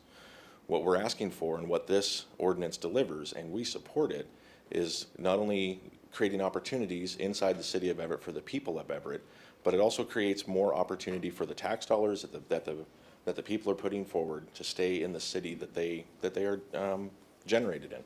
And that's what we're asking for. We're looking for more opportunities for local workforce, for diverse workforces, for apprenticeship, for everything. I just saw a thing earlier today that Sound Transit, it's one of the biggest PLAs in the state of Washington. They have a 15% apprenticeship utilization. It's written into the PLA. They're exceeding it. They're almost 17%. That's good. Exceeding those kind of numbers is great. We're looking for that, for more opportunities for people to live and work and have living wages in the cities that they live in. So that's what we're looking for. So from Labor's 292, we support this ordinance as written. We support you guys in working through it, and we look forward to seeing it enacted. So thank you. Thank you, Trevor. Stacy, if you could please come to the podium. Please state your full name and city for the record. You have 3 minutes to speak. And my name's Stacy Martin. I live in Sultan, Washington, and I'm the business manager for the Washington and Northern Idaho District Council of Laborers. I was back here in 19. We did get a resolution passed at that point in time. Everything you've heard today is all the same numbers they gave you back in 19. They claim that the costs are going to be more. They claim that a PLA is going to cost the city more. You guys already manage projects currently. A PLA is just a managed project. They've conveniently talked about the concrete strike. The one thing they don't tell anybody in this room is that concrete distributors were not under the PLA. Therefore, they had the ability to strike. In previous years, in 2017, there was a strike. Every PLA job kept going. This year, there was a concrete strike and there was another strike. All the PLA jobs kept going. The PLA jobs set up the standards. Jurisdictional disputes are taken care of well before the project's set. Job assignments are laid out. The contractors know what each trade's going to do, and they understand the time frame that we need to work in. I know my time's up. I'm not going to run over. Thank you for your time. Thank you, Stacy. And President Stonecipher, that concludes our public comments. Very good, thank you. And so now we will go to our council member comments, and I'm going to go down the line because everyone has something to say here. And that means we start with Councilmember Vogely.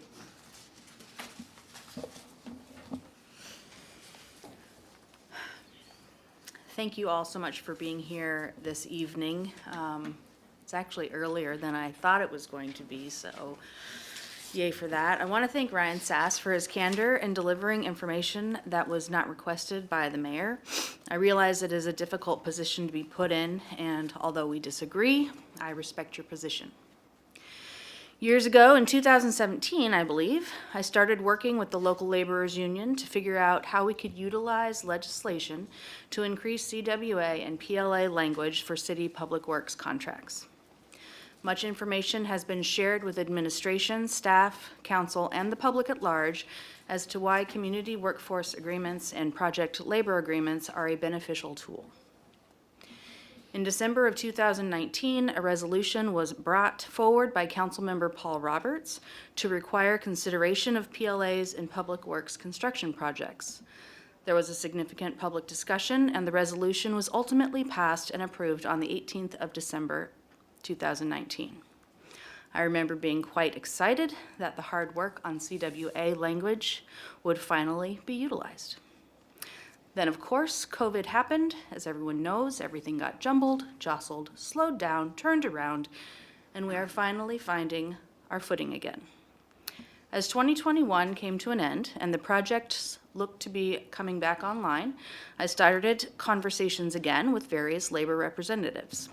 Then on February 16th, 2022, during council comments and liaison reports, I requested to work with the legal team to update the resolution and turn it into an ordinance.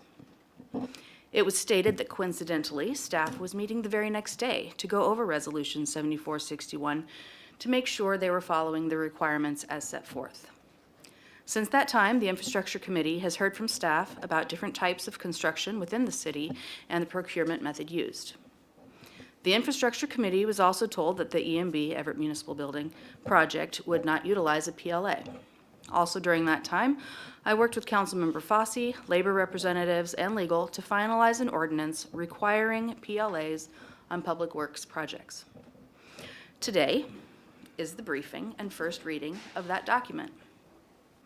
It is my request that we codify PLA language in the Everett Municipal Code and move forward with city projects. There are many reasons a project labor agreement for city public works construction projects is necessary for Everett. The City Council had Resolution 7461 in place when bids went out for the Everett Municipal Building renovation project, a project that will be worth between $18 to $28 million after all is said and done.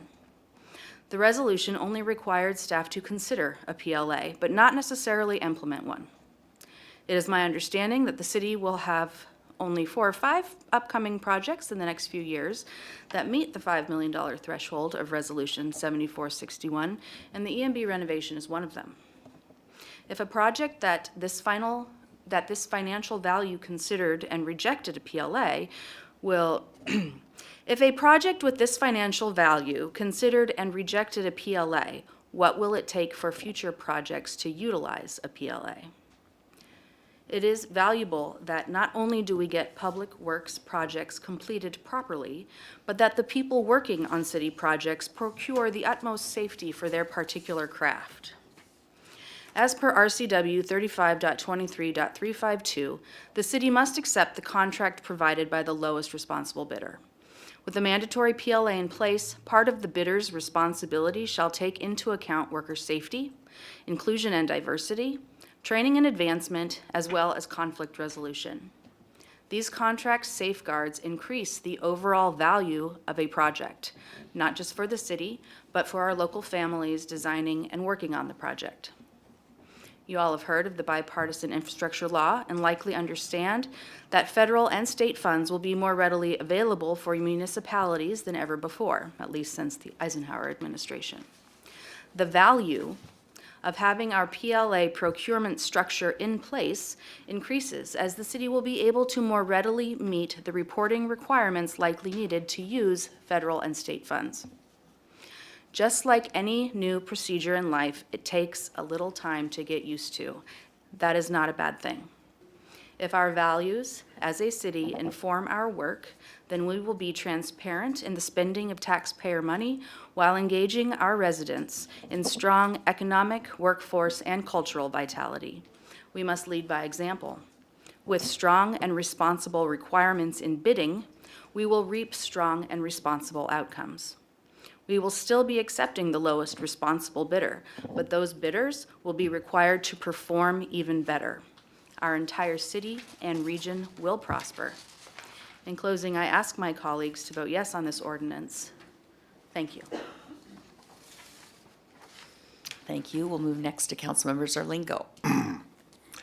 Well, first, I hope not to talk too long. I ask for your consideration in that I've already cut this talk of mine here in half, and I'm partly talking to this length because I'm going to be asking for something. Since Councilmember Vogely first brought up project labor or community workforce agreements earlier this year, I've been studying this subject. As the chair of the Infrastructure and Transportation Committee of the Council, I knew the issues surrounding them would be a focus of that committee, and in particular of Everett's Public Works Department. That department has the core responsibility for infrastructure. It's the major user of contracts, contractors, and associated labor resources for Everett. We've had several regular committee meetings, as Councilmember Vogely noted, including briefings on contracting arrangements, the implementation of the existing PLA resolution of 2019. Several of us have also had informal discussions around PLAs with labor representatives to learn more. The city's tight finances and the imperative to keep costs and utility rates as reasonable as possible are not news. Some of the public works investment and rate implications and choices were clearly laid out last week here by Director Sass. I know from personal experience that he leads a lean and capable team, and that they focus heavily on ensuring the essentials, delivering the best value for our community members. An important element common across both public and private infrastructure spending is skilled labor in a range of trades. The Great Recession, more than a dozen years ago now, resulted in a heavy loss of skilled tradespeople that has yet to be made up. And now we have broad reports of a wave of impending retirements. Indeed, a relative of mine in this area is a union electrician of many years who's now retiring. Everett has a clear interest in encouraging training, the ready availability of skilled labor in all the trades, and the expansion of the skilled workforce.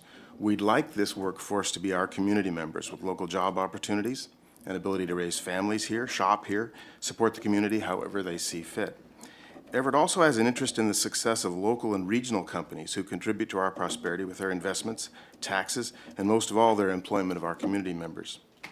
Since large, growing, and successful companies come from smaller ones that are willing to work hard, taking on bigger projects and sometimes risks, it seems to me that we have a responsibility to support a level playing field, encouraging the growth of a skilled labor force and the companies that will employ it.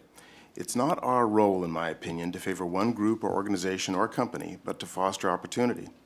I think it's important that the city recognize its role in this matters. As I see it, we're responsible to our community to get projects designed and completed efficiently, to pair prevailing fair wages and ensure safe working conditions and a level playing field. With the essentials covered, the way I see it, employer-employee relations and specific work arrangements are generally an issue to be resolved by negotiations and discussions between workers, unions, and collective bargaining as appropriate, and the employers. Our environment of opportunity can be especially important for companies owned by minorities, women, and groups that have been socially and economically disadvantaged. In construction and contracting, some of the hurdles they face have been recognized. Programs have been implemented to help remedy that. Both state and federal certifications are available for these businesses, which reduce entry barriers and help level this playing field. These businesses should have the opportunity to grow to the size and role that their energy and competence and performance justify, and increase both the prosperity of the community and the resources available to it. Given the magnitude of spending by the city, the counties, and the state, it's a potent way to increase equity and inclusion. An issue before us here is project labor agreements. I think it's worth noting that Everett has led the way here in project labor agreements since this 2019 resolution that Councilmember Vogely mentioned.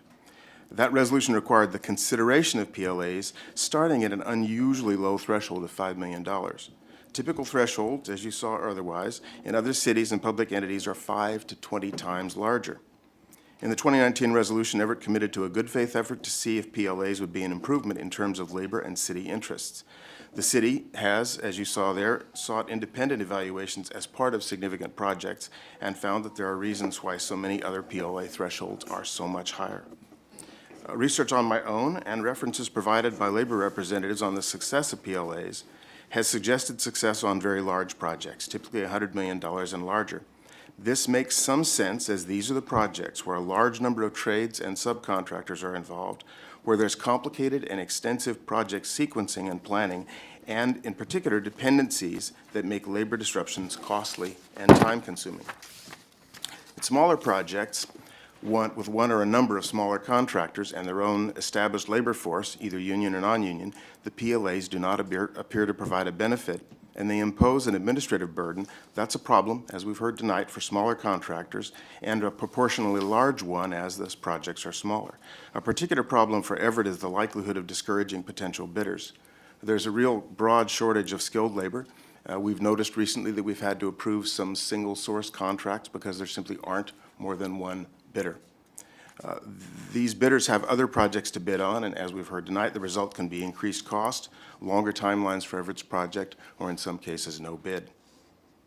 I think the city and labor representatives were involved in the existing PLA I think that the city and labor representatives that were involved in the existing PLA resolution deserve credit. However, the proposed mandatory and lower thresholds of the ordinance under consideration seem to me to miss the mark. There's ample reason to suggest that we need to do more in terms of workforce training and skills development. That's why I've been an enthusiastic supporter of things like the Snow Isle Tech Skills Center and other programs. But the obvious question raised by our discussions here is, what can the city do that will be responsible to the interests of our community members and ratepayers and also advance the labor interests we all seem to agree on? Some in-depth discussions with those involved in the whole process of getting things contracted and completed suggest we can do more in training programs of several kinds. Apprenticeships are probably the best known. Many are organized or sponsored by unions. They're tracked by the state in the ARTS, or Apprenticeship Registration or Tracking System program. Other programs are possible, allowing contractors, whether union or open shop, to focus on training and skills development and credentials that will lead to skilled and well-paid labor resources. Recognizing the modest scale of most of our projects and contracts, and how much smaller those projects are than the large ones where PLAs have demonstrated their benefits, I'd like to suggest the development of an alternative measure. I have in mind a focus on workforce development, measures that will be broad and inclusive and apply to the scale of more of the projects that we have in the pipeline. Accordingly, I move to work with our legal department, administration elements such as Public Works as appropriate, to develop a measure that will advance the development of skilled labor resources in a way that's most workable for the city and increases opportunity for a range of contractors. So I make that motion.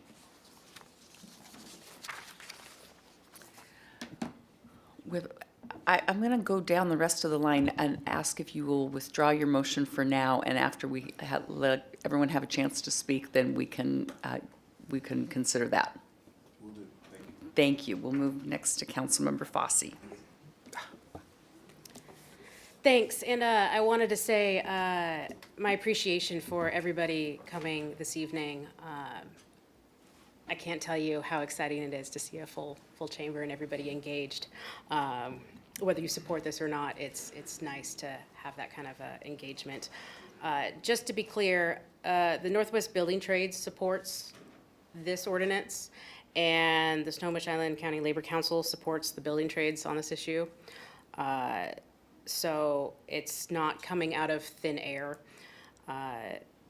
And one of the reasons I think that the city should really seriously consider supporting this is that it has been incredibly hard not to notice the changing tide, this revival of, kind of the U.S. labor movement recently. And we've all been hearing about the organizing wave, and that, and whether that's based on the availability of workers or, the pandemic or other issues, our workforce seems really empowered and confident in their position in unity. And public sentiment has also followed that. There was a recent Gallup poll that said now 71% of Americans are actually approving of labor unions, and that is the highest rate since 1965. So with Washington workers, forming unions at the highest rate in years, and since October, our state in Washington saw the most petitions filed for union representation since unionization hit a high back in the 2008 recession. And there's a variety of all these other statistics out there to talk about this change, this mobilization. And Washington has become one of the top 5 states registering unionizing activity for the first time on record. The reason why I bring this up is that in the face of the rising power and confidence of our working class, both union and non-union workers, we would be fools not to take into consideration the financial impacts of labor discord. And so when those dispute resolution processes are there, they help resolve those worksite disputes, and they prohibit, worksite stoppages, strikes, lockouts. You heard about the concrete example. Those things can be so incredibly costly. And so having that kind of comprehensive pre-hire agreement, setting those basic terms and conditions of employment for the entire construction project, for all the employees that will be engaging on that project, is a benefit to taxpayers. It will alleviate kind of that management and those coordination challenges that can kind of stymie the progress on all of these different projects that we're going to have coming forward. It helps them be on time, and it helps the government get their best value for those taxpayer dollars when things are delivered on time. Thank you to Ryan for providing that presentation.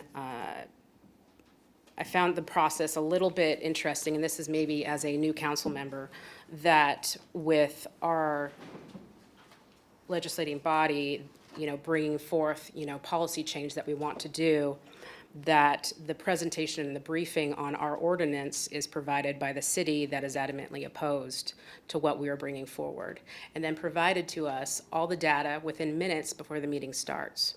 So at this meeting, we will not be able to counter each individual data that they brought up.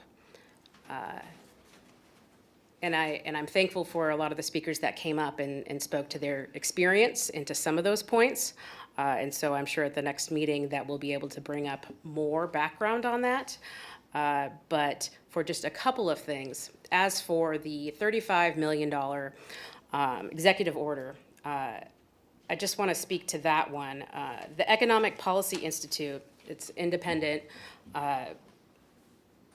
nonprofit think tank. So his recent, Biden's recent executive order,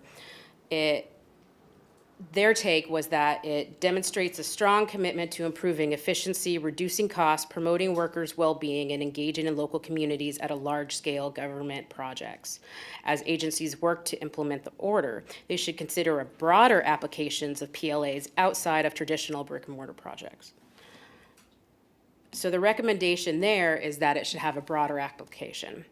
And as for your example that you provided on the slide regarding the consultants that you worked with, specifically speaking to the municipal building project, I also spoke with your consultant, and I feel like that is a big misrepresentation of the scope of what was asked for, and I do not trust the data in the presentation there. Their take was our review underlined and in bold, did not take into account the current project administration functions the city utilizes to ensure value of its public funds, constituent engagement or supplier value that represents significant values that adds if the city were to utilize PLA structures as a matter of practice. This was not what we were asked. It is not sufficient to simply rely on job numbers to determine the value of a policy practice. We were asked if the use of the PLA in the construction mix provided would generate significant new job creation. That is not a proper assessment of the value of a PLA. As you heard from so many people speaking tonight, there's so much more to that. So that's why I'm questioning the data that is put forth tonight by the city. And I would like to have the background that Liz asked, of where a lot of those data points come from. And I have so much more here that I could speak to on that, but I'm going to let my colleague move forward with this. Thank you. And we, just to remind everyone, this does not come back for final reading until December 7th, so we have time. And Councilmember Schwab. Can I ask questions? 'Cause that's all I had. Certainly. All right, I kind of lost track here with all the statements. Thank you, everyone, for being here. It's great to see the engagement and the interest here in this resolution. I had a couple of questions and a comment. One of them here, I guess, was Ryan's recommended approach. We talked about here retain appropriate interest protections and put the statement shall consider when projects conditions are appropriate. Not must use for all projects. So I'm a little challenged on that criteria. It's the current language that we have in agreement. I don't have a grasp on how that's defined. It seems pretty open-ended. We haven't, my understanding, we haven't exercised it yet. Is that true? The current one? We have not, okay. Also, I do think that one important aspect of whatever policy we have on PLAs is the threshold limits. And I think two threshold points. One is, one of them is when are we going to require apprenticeship requirements and what the percentages are. And the other one is when are we going to require a full PLA with all the requirements listed in here. I'm hearing two sides on that number. I too would like to see some more data on how we establish those limits, and also like to do a comparison. Now, I would love to see Everett be a leader in this area. I don't necessarily am concerned that we're lower than everyone else in the community, but I would certainly, I don't want to disregard what our city staff is prepared for. I'd sure like to know a little bit more. I haven't, this was the first time I got this presentation too. So I do want to give credit to your our staff there for all the work they've done on that. So I'm very concerned about that. I guess also in the current proposal, this master project agreement. It said the city will develop it. I'd actually like to see it. I mean, I'd like to have it, I think all of us would like to know, including the builders, would like to know exactly what that's gonna look like. So that's all my comments, thanks. Thank you, and I'll just make a few comments. Having been on council when we initially approved the PLA, I guess it was by resolution that we are currently operating under. As I recall, the main primary points that we were hoping to address with that had to do with wages, obviously, and then the big thing was training, and I totally support that. I think that we have a real concern about, you know, how we're going to get the next generation of skilled laborers out into our community to do the work that we need them to do. And at the time, as I recall, the $5 million mark was actually pretty aggressive, that other communities had not done that, and we felt really very good about having approved our ordinance in the way that we have. We haven't, of course, because of COVID, or I don't know why, but probably because of COVID, we haven't had a chance to test our resolution. But the concerns that that I hear, and we had even at that time, really have to do with the impact on small businesses. I'm a woman-owned small business, and I know that for me, bidding on any kind of city work, I've looked at city work in the region, and it's just impossible for me to even manage it. That doesn't even have a PLA, but just the administrative burden of that on a small business owner is a pretty big deal. So I do worry that placing more restrictions on small business owners could definitely make it very difficult for a business like mine to be involved in working for the city. And in some cases, maybe, again, if it's a big project, I wouldn't have any business doing that anyway. But I am interested in hearing more about what the administration is thinking of in terms of the training element. Again, we aren't necessarily gonna adopt this tonight, so I don't know how that would work. I hear Councilmember Schwab saying maybe we would have different processes for different thresholds of projects, and I think that could be something that I could support. So again, for me, the jury's still out. I'm happy with where we're at with the current resolution, but I'm certainly open to looking at other ways of doing this and making sure that we have, again, that training element. I feel that's very important. I've got family members who are in the trades, and I know that getting apprentices and making sure that we're building the next generation of workers that do the work that you do is really vital to our whole functioning of our whole society. So I'm very open to some, how we can accomplish those goals. Which is the subject of the motion? I'm going to let Mayor Franklin make a few comments, and then we're coming back to you, I promise. Thank you, President Stonecipher. I want to address a couple things that were mentioned by Councilmember Fosse. First, I was the person that worked on the resolution, even though I'm the mayor. I worked in partnership with labor, and I brought that resolution to council. And I want to be very clear that the city is not against project labor agreements. In fact, this administration is the administration that brought the resolution forward. And I also want to remind Councilmember Fosse and the whole council that you are the city. There is no the city and governing. We are the governing body of the city, so there's no us and them. We are all one. So I know we all feel that sometimes, that we just need to remember that we're all on the same team and we're all You trying to included. accomplish the same goals. You included. I think that it's really important that we as elected leaders listen to all sides of this issue. And I do often rely on staff expertise. And it doesn't mean just because staff have a different opinion on the threshold or whatever, that they are not in support of project labor agreements. They have concerns, they're worried. So let's hear out their concerns. Let's hear from our labor friends and partners what they are trying to accomplish. We definitely all share the same goal of developing a workforce, because we know the challenges of getting skilled people into the trades, and we all support that. So I just want to remind us to just be respectful of the staff expertise that comes before us, and that we're all on the same team. Thank you very much. Thank you. Council members Arlingo. So I move to work with our legal department, partly to answer some of the questions that you asked as well. I move to work with our legal department and administration elements, including public works as appropriate, to develop an alternative measure that will advance the development of skilled labor resources in a way that's more workable to the staff that will be implementing these things. We have a motion on the table. Question, can I, before? I will second for the purpose of having discussion. Okay.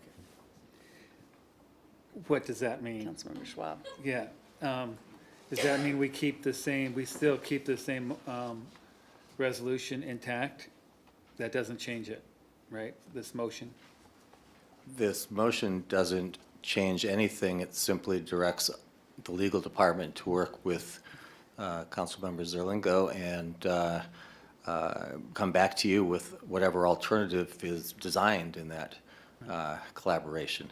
But if you're referring to the existing resolution 7461, that's on the books, and nothing about this changes that. Thanks. And as it stands, we have the current proposal that is coming back on, scheduled to come back on December 7th, but we would possibly have, I believe, maybe another alternative that we would consider. Councilmember Buckley. Thank you very much. I just wanted to reiterate, that this is not a question about union contractors versus open shop.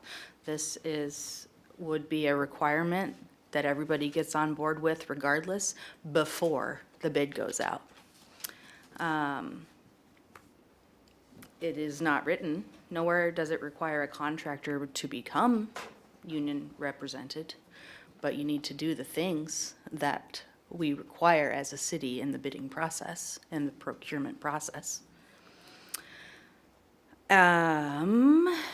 And I'm also curious if opposing public received the PowerPoint before council did, because they seem to be speaking to it, so that was something that I want to know.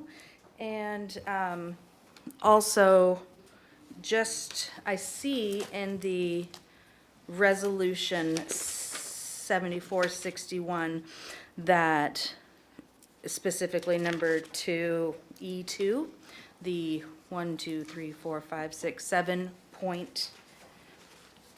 7-factor public interest analysis that is required, that I believe City Attorney Hall brought up. I wanted to make sure that those 7 points were actually what was included in the request to Intelligent Partners. Because as it states in some of my records, and as Councilmember Fossey mentioned, the review did not take into account the current project administration for functions the city utilizes to ensure value, and it was only how many jobs did it bring to the city. So those are my questions to be answered next time after our recess for the eating holiday. Thank you. Any other council questions or comments? Okay, as I mentioned, this is scheduled to return on December 7th. Councilmember Zarlingo and I will work with legal to talk about some other alternatives that we could consider. And with that, we are going to take a short break, a 10-minute break, and then we will come back and have our budget hearing, items 17 and 18. Go budget! Budgets, man.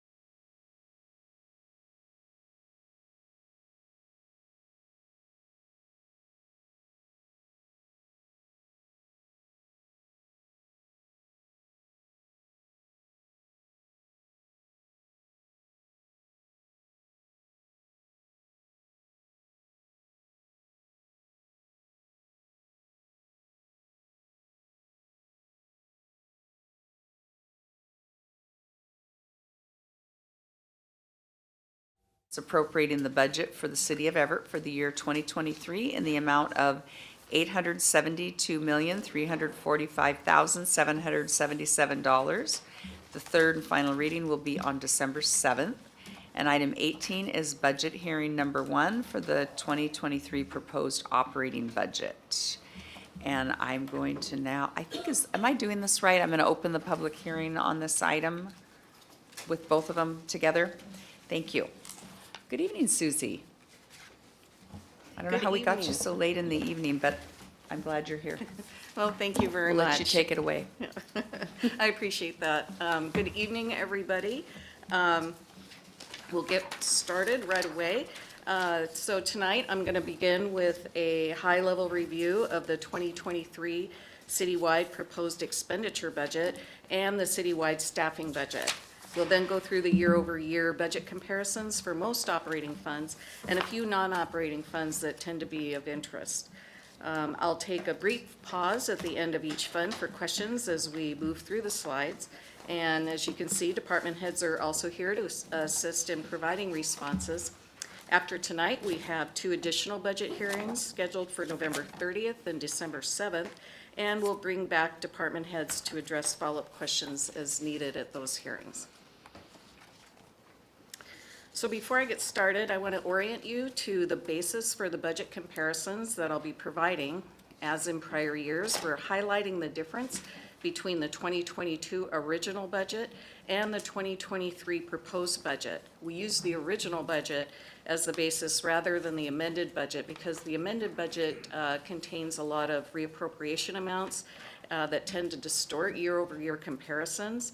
And so with that said, all 2022 mid-year expenditure changes that will continue on to next year are included in the 2023 proposed budget, and they appear as increases for 23. So the 2023 proposed citywide expenditure budget is $543.2 million. This chart presents the budget distribution in fund type order. As you can see, the city's enterprise funds are the largest with combined budget of $288.6 million, which is not surprising as our regional water and sewer utility is included in this group. Our utility serves a population of roughly 600,000 water customers and about 160,000 sewer customers, far more than the population of Everett. So enterprise funds are mainly self-supporting and are expected to operate in a similar manner to private businesses. Next in line is the general government, which represents the city's basic services such as police and fire and parks and library and streets. The 2023 proposed general government budget is $155.3 million. Special revenue funds account for activities that are supported by revenues that are restricted for specific purposes, and examples include capital reserves, our EMS fund, criminal justice, CDBG, and CHIP. The proposed budget for special revenue funds is $48.2 million. Internal service funds account for activity that provides goods or services to other funds or departments, like our motor vehicle division and insurance and health benefits reserves. The 2023 proposed budget for internal service funds is $43.5 million. The Left One pension funds accumulate funding for pension and health benefits for retired Left One pensioners and to pay current costs. The 2023 budget estimate for the Left One pension funds is $2.9 million. And finishing up the list is debt service, which pays the annual principal and interest on general obligation debt. Water and sewer revenue debt is budgeted directly in the Water and Sewer Enterprise Fund. So this slide compares the 2022 original citywide expenditure budget to the 2023 proposed budget. The budget ordinance that you'll be considering concurrent with the budget hearings includes budgeted ending fund balances in the amount of $329.1 million, which brings the total proposed budget to $872.3 million. We exclude ending fund balances from this presentation because departments are not authorized to spend them without first coming back to council for approval. So therefore, the amounts that I'm showing you in this slide presentation really represent the actual expenditure authority you're considering for the 2023 proposed budget. Going to the bottom line, the city-wide budget increases by $95.7 million or 21.4% in 2023. The largest dollar increase is in enterprise funds and is due in large to an anticipated water and sewer revenue bond issue that is scheduled for next spring. And I'll go over these changes as we move through the fund budgets. This slide presents the budgeted staff position count in regular full-time equivalents or FTEs. The 2023 proposed budget includes 1,209.64 FTEs citywide, which is an increase of 27.89 FTEs over the 2022 original budget. The increase includes 17.2 FTEs within the general government and 10.7 in the non-general government funds. Staffing was cut back very severely in 2020 in response to the pandemic's impact on cities' resources. And after much review and consideration of the operational and community impact resulting from those reductions, selected positions have been added back or in some cases are new to the budget. Examples include staff resources for HR to assist in recruitment, a restoration of positions in permit services and planning to help reduce the permit backlog, and additional paramedics for the EMS and fire department. I will go over all position changes in detail as we proceed through the fund-by-fund review. And just a little bit more before I dive into the legal Fund 003, I want to point out that all operating funds have the changes for labor items that are common to all departments, like the cost of health benefits, retirements, or step increases. But because all of our unions are currently in negotiations, with a couple of small exceptions, the cost of any COLA or other provisions that may be in those collective bargaining agreements are set aside in the non-departmental Fund 09 in the proposed budget for all governmental, general government funds. However, non-general government operating funds do have set-asides in their proposed budgets. So now, starting with legal, Fund 003, we show an increase of $76,500 or 1.7%, which is due primarily to an increase in funding for seasonal labor and the appropriation of a pass-through grant for indigent defense that supports social worker services.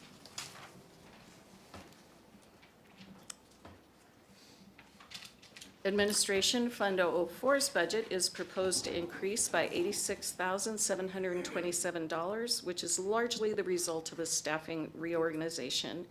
Changes include the increase of a special projects manager position from 0.6 to a full FTE to focus on resource development and climate action initiatives.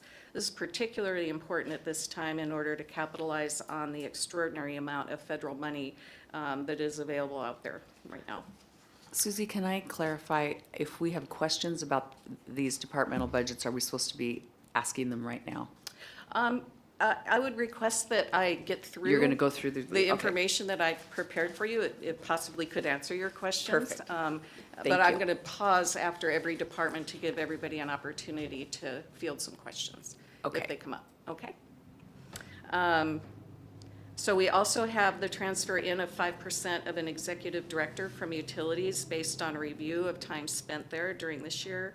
We have the transfer in of 5% of an executive director from motor vehicles due to the change in reporting structure that is anticipated for next year. We have the transfer out of half of the communications director back to communications and engagement, and a reclass of the administrative assistant position to executive project coordinator to reflect new duties assigned. And in addition, there was also a net $4,390 decrease in M&O. And that... Decrease or increase, sorry. Decrease in M&O. So, seeing no questions, we'll move on to municipal court. Municipal court, Fund 005, we have an increase to the uniform budget and a 2% increase to M&O. You know, unlike other general government funds, however, it also includes an increase in the judges' salaries because those are actually determined by a citizens' commission on salaries of elected officials. Okay. Yes. I'm getting the procedure now. 004, you're done with that, but that doesn't mean we Go can't back. go back. Thank you. I guess in my brain, I'm seeing our packet, our binder that I did not bring with me this evening. I've already asked a lot of questions. So I guess I'm just putting the placeholder in saying, I'm gonna ask more about that. But, so my question right now, let's get move on, Liz. It doesn't say on that particular sheet, the people, you know my words that I'm channeling to you. The people that have been moved in and moved out. So like the resource development and something or other, the executive director came in from where? Sorry, it's just kind of repeat what you said. Oh, no, happy to do that. So we allocate small portions of the executive directors, and that would be both Nick Harper and Lori Cummings.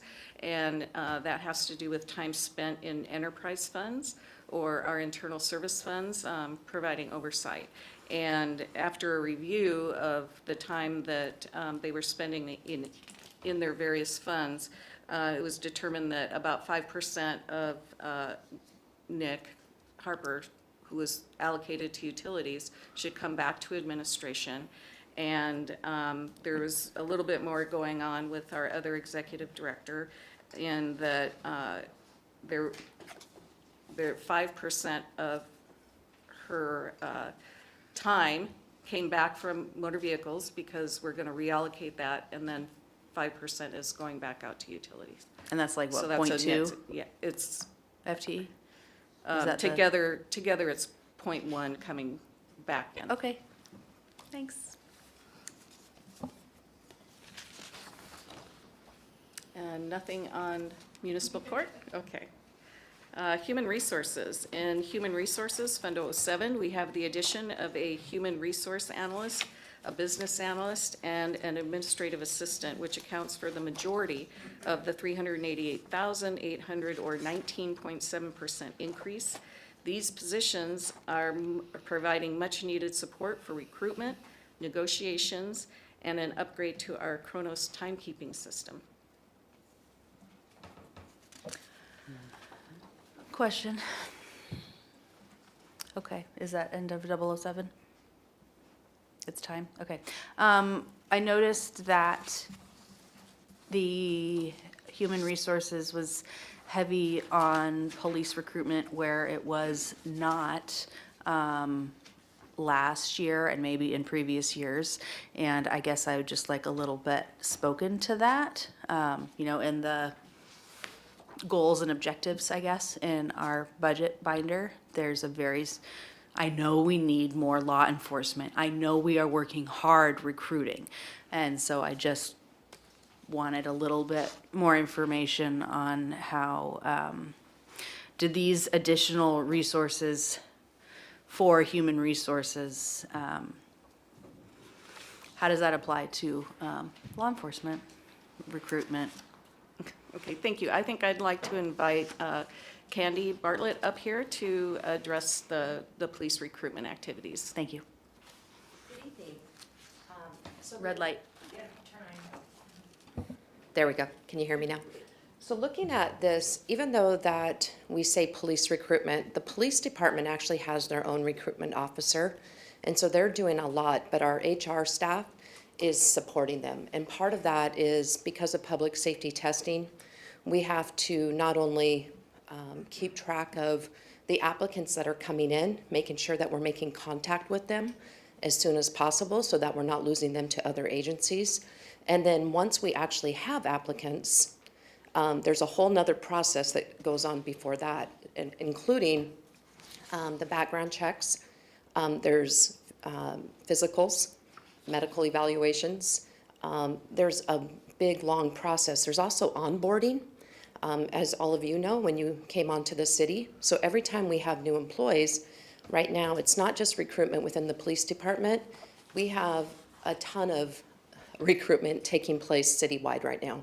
You just saw that we have new positions, but we've had more attrition than we've seen in, I can't tell you, since I've been here 31 years, off and on. I left for a few years and came back. But I've never seen attrition like we're seeing it now. We've never had the high numbers of recruitment that we're seeing at this point. So the business analysts that you're seeing up there is actually, as Susie said, that's with our UKG project. So we are upgrading not only our payroll system right now, we will also be upgrading our financial system next year. We also are looking at implementing an HRS, Human Resources Information System. So that business analyst is really doing the work in there. That business analyst is also preparing.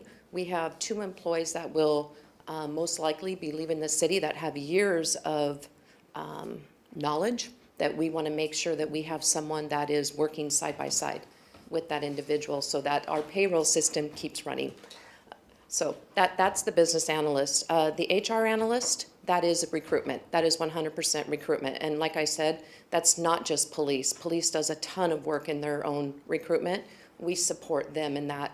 Now, with every other department within the city, we are running the recruitment processes. So it's a ton of work, but it does take a lot of staff time to support police as well.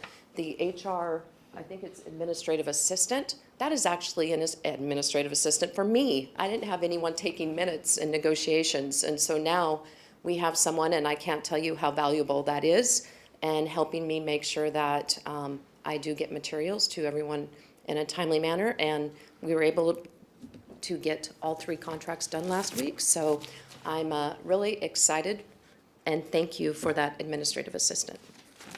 Does that answer your questions, Liz? It does, absolutely. Thank you. That was very informative. I appreciate it. Okay, so we'll move on to non-departmental Fund 009.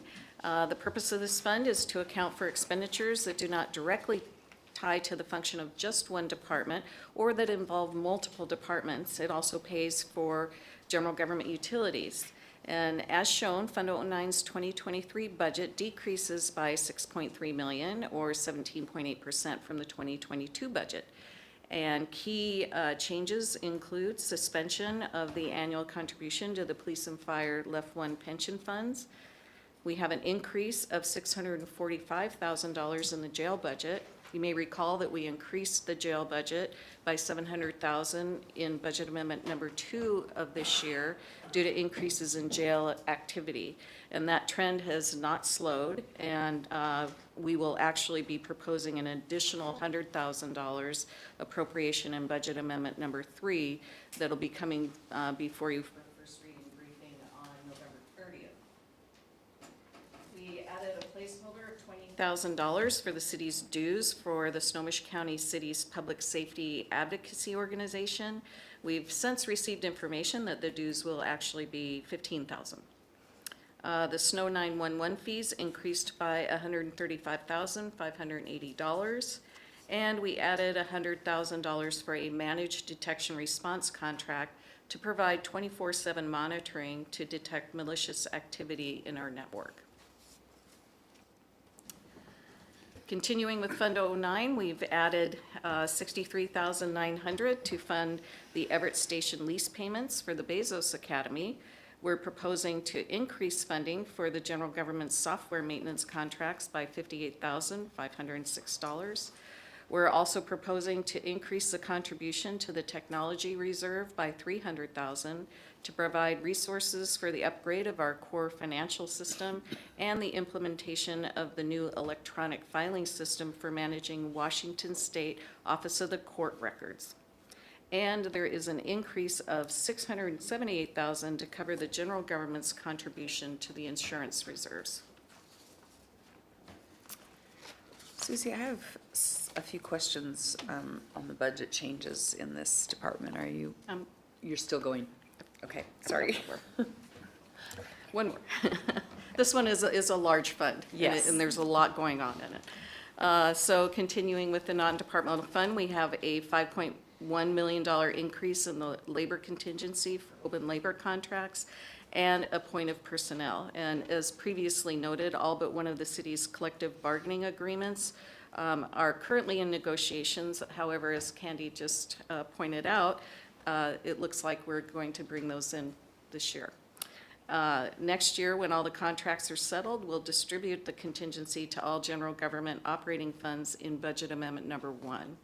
Non-general government funds set aside their own contract settlements in their own contingencies. There is a $180,000 increase in the contribution to the facilities property management fund 146 to backfill for lost rental income during the EMV remodel. We decreased the contribution to the motor vehicle reserve by $335,000. We adjusted the forecast model to defer some replacements and increase the contributions over the next few years to accommodate that reduction. We decreased the general government's contribution to the telecommunications due to the consolidation of IT staffing into the general government. You'll see the other half of this revision when I go over the changes on the slide for information technology, Fund 015, and this reduction will offset most of those positions. And we are reducing the funding for the BOA Senior Center Management Contract, which aligns with contract provisions. As you may recall, as we entered into agreement with VOA to manage our senior center, they had projected declining fees over the next several years. And the last slide for non-departmental, Fund 09, we have a reduction for several of our 2022 projects that are not present in the 2023 proposed budget, including a temporary addition, including the temporary additional allocation for demolition and abatement, the Indigenous Land Acknowledgement Art Project, and the additional contribution to CIP1.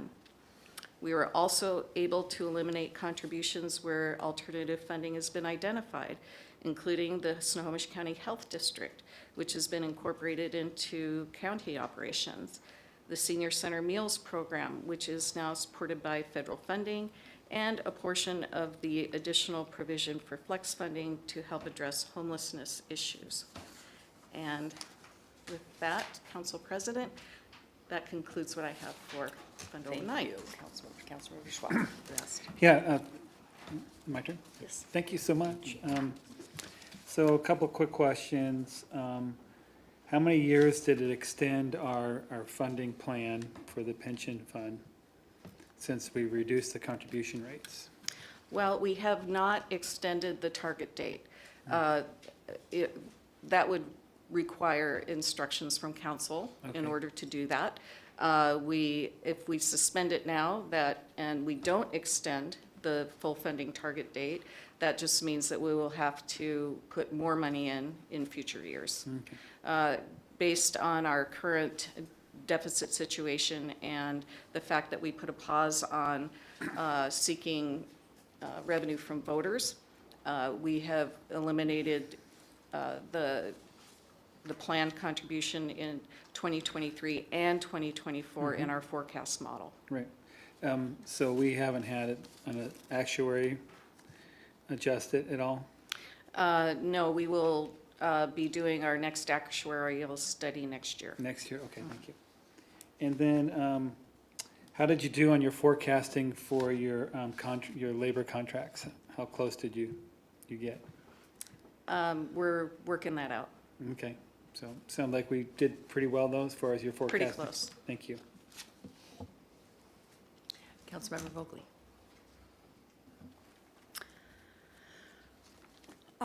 Page 12, slide 11, add funding for the city's dues for the Snohomish County City's Public Safety Advocacy Organization.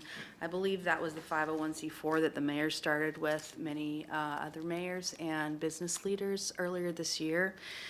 It's a lobbying group, and while that's fine and great and allowed, I vehemently disagree with the way in which that organization is moving forward and, or even not even moving forward, just how it is. And I do not want to put my name behind fees for a 501c4 that the city council really didn't even know about until the press conference that happened. So I know that we put, in their bylaws, they are working towards, changing the laws that were so difficultly fought for in the legislature. And I was part of that. So I do not believe that the city needs to, pay dues. I would like to see the board minutes or something that says there's dues that are required, but I don't think that they are required as per the bylaws. And also, we pay lobbyists for city interests, and that's at least $55,000 a year. $20,000, $15,000 isn't really a lot. I mean, I get that, so I guess it's more about, value. And we pay lobbyists for healthy and thriving communities, public safety, and quality of life and economic development and workforce development. And those are all very general ideas. And the council has not put forth any recommendations to the DZIC and such. Can't remember both of their names. So that is just something that I wanted to bring up and make sure that the amount of time that the mayor is allocating for herself and for Deputy Mayor Nick Harper to lobby for things that the legislature has already implemented, be thought about and definitely discussed more before this budget is approved. Yeah, I just want to clarify one thing. First of all, the organization isn't lobbying. It's more of it is an advocacy organization. It's set up that it could lobby, but it doesn't have a lobbyist or anything like that. It's really just all the cities coming together, all the mayors coming together to express concerns. And it's not concerns about the laws that were passed, actually. It is related mostly to the Blake decision. There is a statement about the pursuits, but the other laws, there's no statements about that. It's actually more about other things related to public safety, and it also asks that cities step up and put embedded social workers and housing and those types of things in place too. So just to clarify, and I'm happy to share a lot of information with all of you on that work and what we're doing. I would love to see that. Thank you for that clarification, and I will certainly bring the bylaws and articles of incorporation to share at a future date. Thank you. Any other questions? And Susie, you answered all mine, so thank you. Great.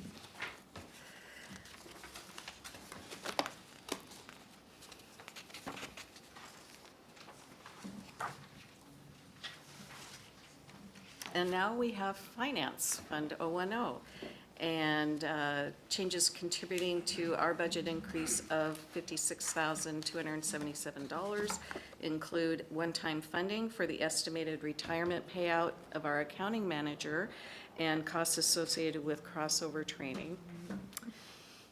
Yes. And a $1,000 increase in M&O to cover fingerprinting for regulatory licenses.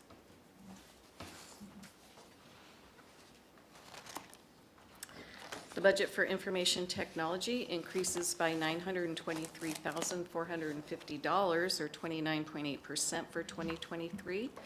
Changes include the transfer in of the 3 regular staff and 1 part-time student seasonal staff from telecommunications from Fund 507. This is the other half of the change that was noted in the non-departmental fund relating to the transfer of staff. An increase in salaries for technology positions to meet market demand. This change was actually implemented in Budget Amendment number 1 of this year, if you recall, but it appears as an increase here because this slide is comparing the 2023 proposed budget to the 2022 original budget. We also have the addition of a halftime network systems analyst, and there is a $2,100 increase in M&O. So Susie, just to be clear, there aren't any new employees being hired. These are just all transfers. The part-time network systems the analyst part-time, was new, and that was also part of, I think, budget amendment number 1. Okay. Thank you. I just want to say, it is not 10 o'clock. It is 9, and I have been freaking out. So be cool, everybody. It's only 9. The communications department has been reorganized to include engagement activities that were previously funded in administration, community development, and HR. This reorganization accounts for much of the $365,000 increase from the 2022 original budget, and specific changes include the transfer in of the half FTE of the communications director position from administration that I mentioned earlier, the transfer out of 0.2 FTE of our communications and marketing manager to CPED to work on economic development initiatives, the addition of an engagement director, the addition of 0.7 FTE administrative assistant, and the transfer of M&O from administration, neighborhoods, and HR to fund engagement, neighborhood activities, and equity work. Here I am again. I just wanted, I know that Council President Stonecipher mentioned, are these, my goodness, people that are coming new to the work. Positions, thank you. Are these new positions to the city? And some of them are. And I want to talk about that at length at a different point. I just want to make sure that we all are under the understanding that this is a change in the order of business, I guess, all the different funds, and there's different numbers according to those funds, and engagement has been added to communications. And so that it now has 2 directors in the communications fund 018, is that what it is? Or 021? 018. 018. So more about that later. Questions? What is that process for adding new director roles?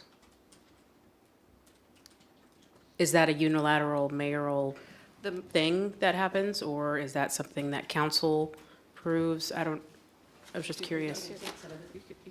I think specifically when it comes to our appointed positions, we have an appointed compensation committee that's by ordinance, a team of employees that looks at class specs and revisions of class specs or new class specs. Our HR department then looks at the compensation at market rates. They go out and see what our comparatives and our competitive wage will be.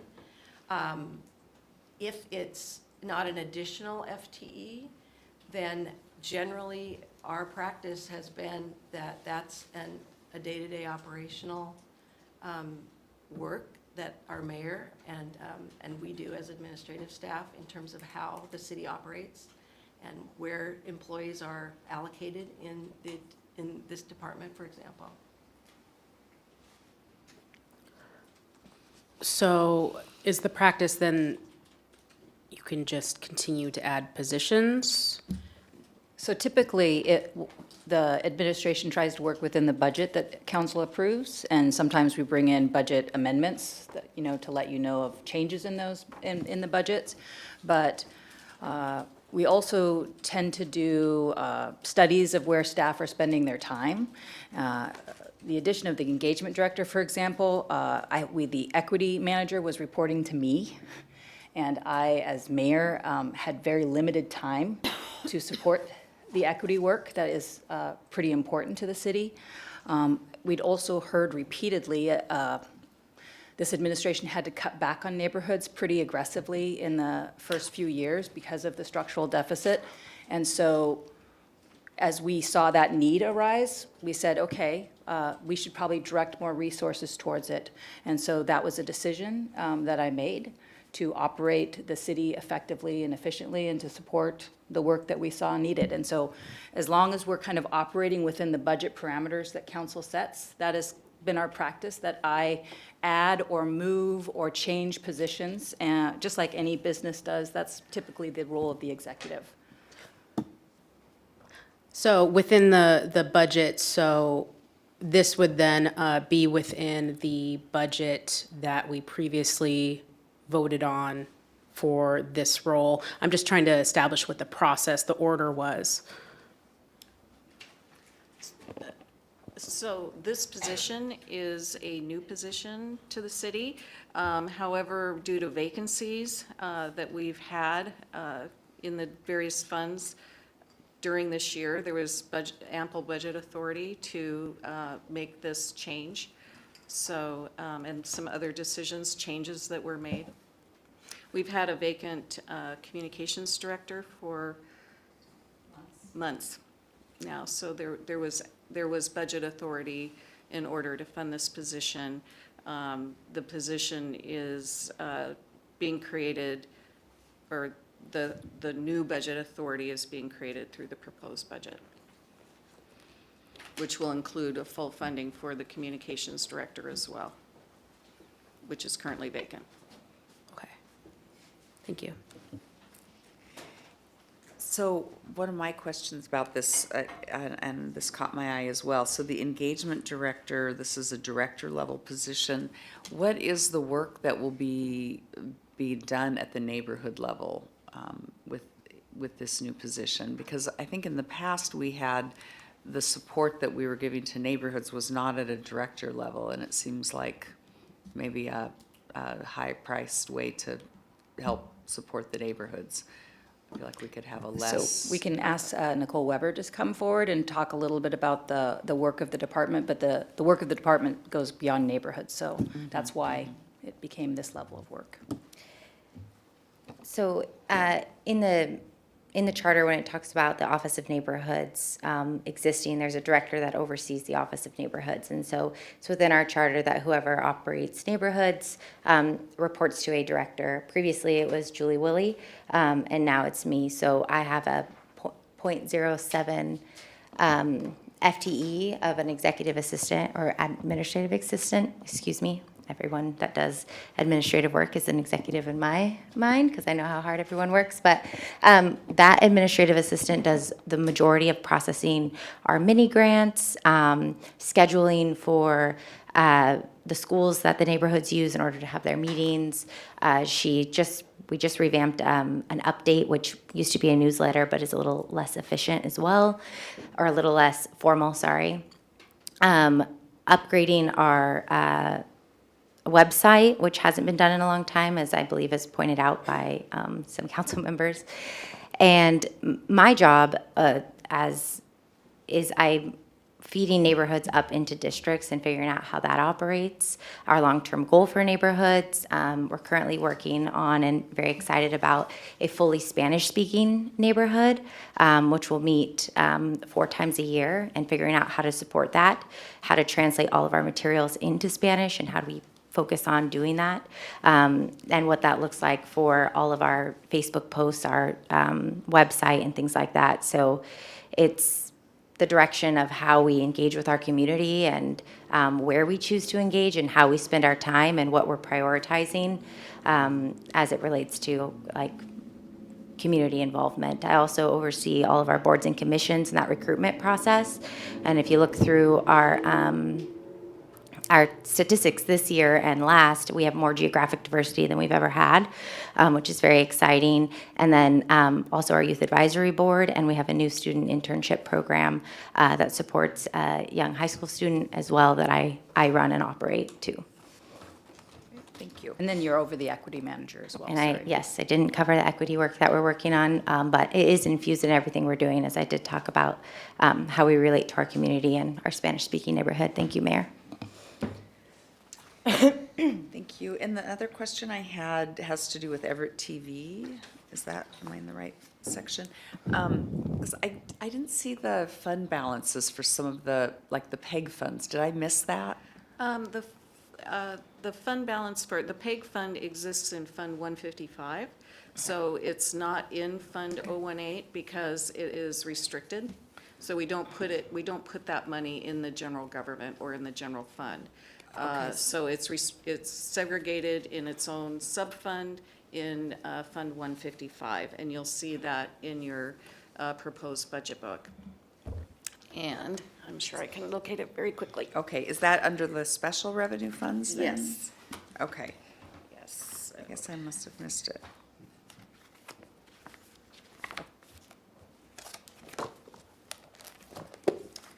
Because I was looking for that and like 1% for the arts and some And of that's- the other. So Fund 155 is your fund that you won. It's got all of those things in it, as well as ARPA and Okay, Shoreline. I see, and General so- Government Special Projects Fund. Yes. Okay, I did pass over that. And so 637. if you Okay, go to page I see it, 6-40 637. 6-41 is gonna have your budgeted expenditures and the couple-year comparison there, and you'll see the ending fund balance. Okay, For great. PEG funds is the first on the list. Thank you, I'm sorry, I just overlooked that, okay. Because as we are looking at, I mean, we need to make some upgrades to how we're doing business, and as the council considers how we are gonna allow or expand remote participation at the meetings, I think that we may need to be looking at how we could use those funds, so that's why I wanted to see that. Thank you, that's all I have. Councilmember Vogel. Speaking of the charter, I just wanted to bring up section 4.3 and 4.4. And I think one of the reasons that I, and maybe others have heard me, am bringing this up as how do we get our appointive officers. We know that the mayor is the mayor and she appoints and removes as she sees fit, as she should. But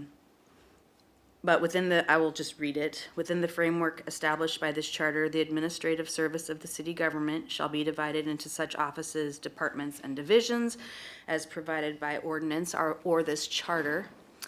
This charter actually states that appointive officers of the city shall include the chief administrative assistant if appointed, and that's only appointed if the council says it's okay, and we don't have one, and it's been a good 5 years since we have. City attorney, city clerk, chief of police, fire chief, and department heads of all other departments established pursuant to this article, and such other appointive officers as are established by ordinance. And as I have seen that in my studies of the budgets over the years, the budget comes through during the year, the mayors, not just Franklin, but all of them since we started, decide who, where, how, and why it's good to have the departments that we have. They bring forward a budget, and in that proposed budget, there may or may not be new titles and new headings of departments. And so if there is, this is how I see it, is if there's a new position to be filled or a new department to be made, such as communications going to communications and engagement, this would be the ordinance to do it. This would be where the council says, okay, you can have that. Yeah. If we decide that it's a good idea, or, and this is also, I think, a place where the council can say, actually, engagement seems like it might be more, where it used to be under CPED, which is community, help me out. Planning and economic That's development. the one, and there's the one executive director, and then there's the 3 directors. So it's by ordinance that the positions are finalized, and then so that the next year, we can look back and say, yeah, that's good, or maybe we need to change that around again, and maybe that's where more of the teamwork happens between council and mayor, because we do have some say. Once it's produced, once it is put into the budget by ordinance, it's a thing. So that's where I'm coming with that. There's a couple other, like, city engineer, Department of Parks and Rec, city planner, those are all required by charter. I do not think neighborhoods is required by charter, but neighborhoods is very important. So I'm not saying it isn't. But that's where my questions and, I think it is required by charter. I have okay, well, point it out and I will Marion Krill. totally belay my last. I have a point of clarification. So, is your concern that the title of the department in the proposed budget is different than what's in the ordinance? It's the header, the title? Yeah, that's part of it. Yep.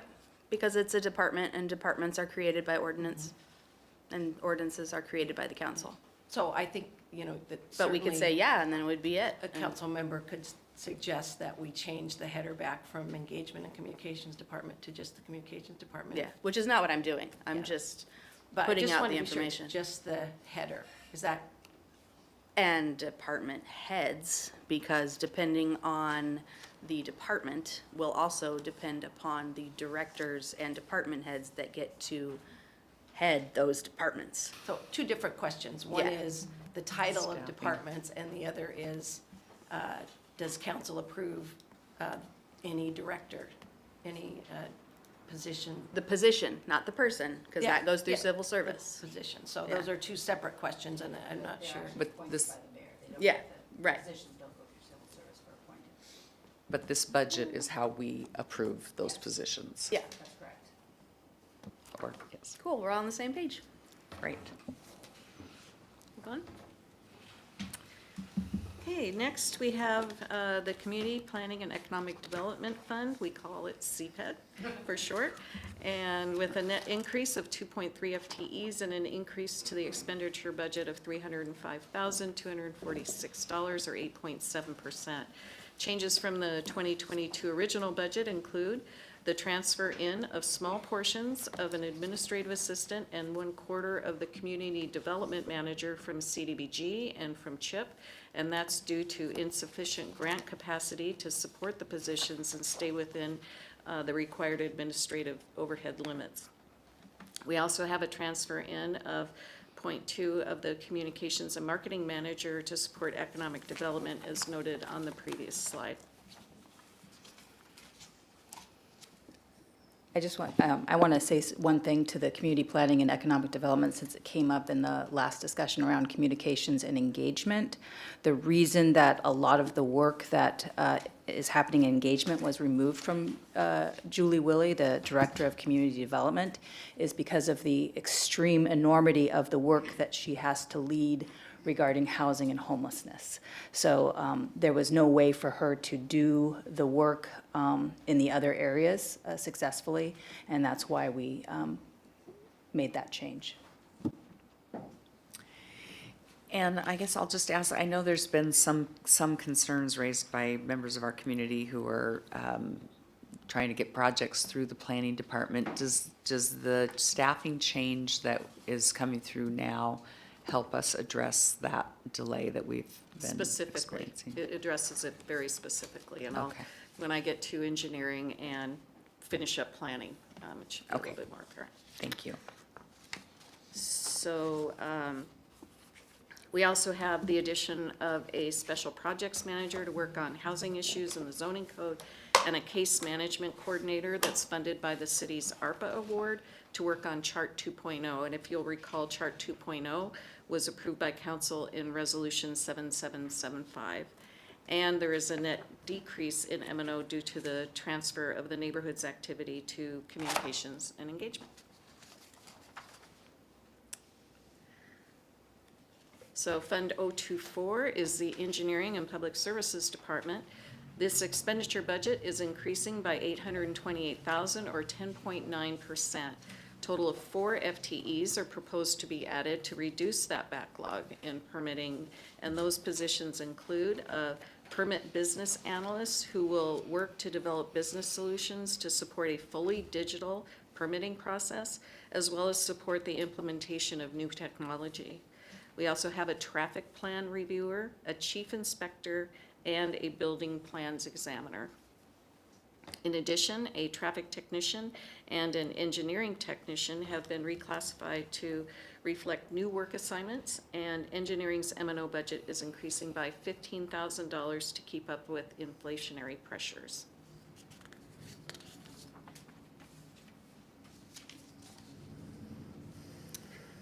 Animal Services, Fund 026's budget is proposed to increase by $155,381, or 8.5%. This includes the addition of an animal care and customer service assistant, as well as $16,000 in seasonal hours to support the expansion of veterinary services offered to the public as an alternative to shelter surrender of ill or injured pets. The animal care customer service assistant position is mostly funded from Fund 151, Reserve for Animals.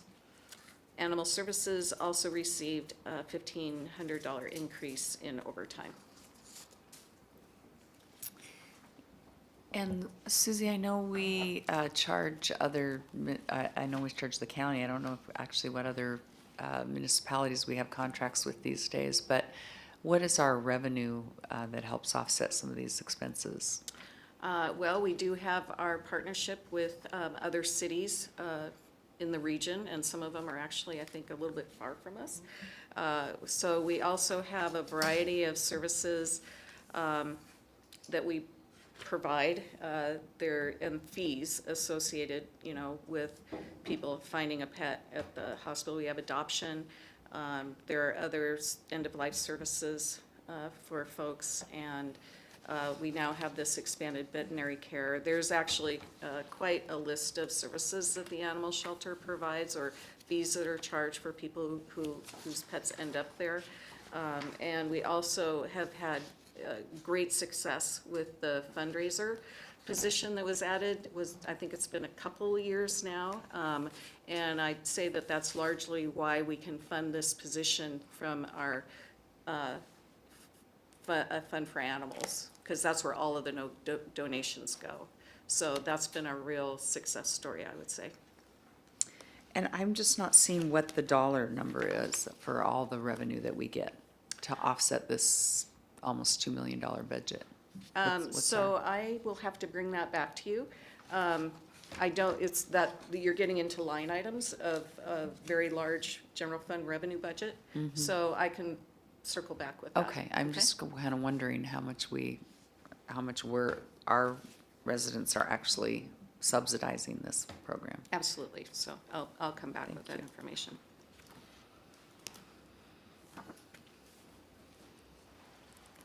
Okay.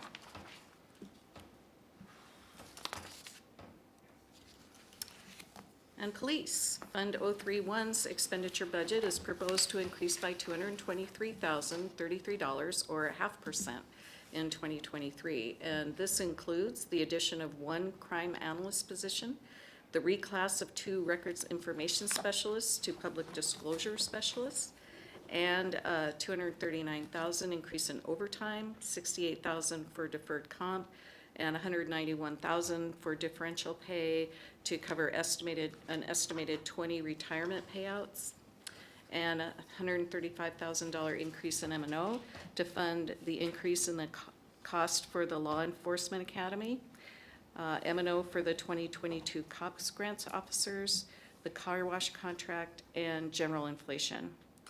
These increases have been partially offset by turnover and the lower wages of new employees coming in at the beginning of the pay scale.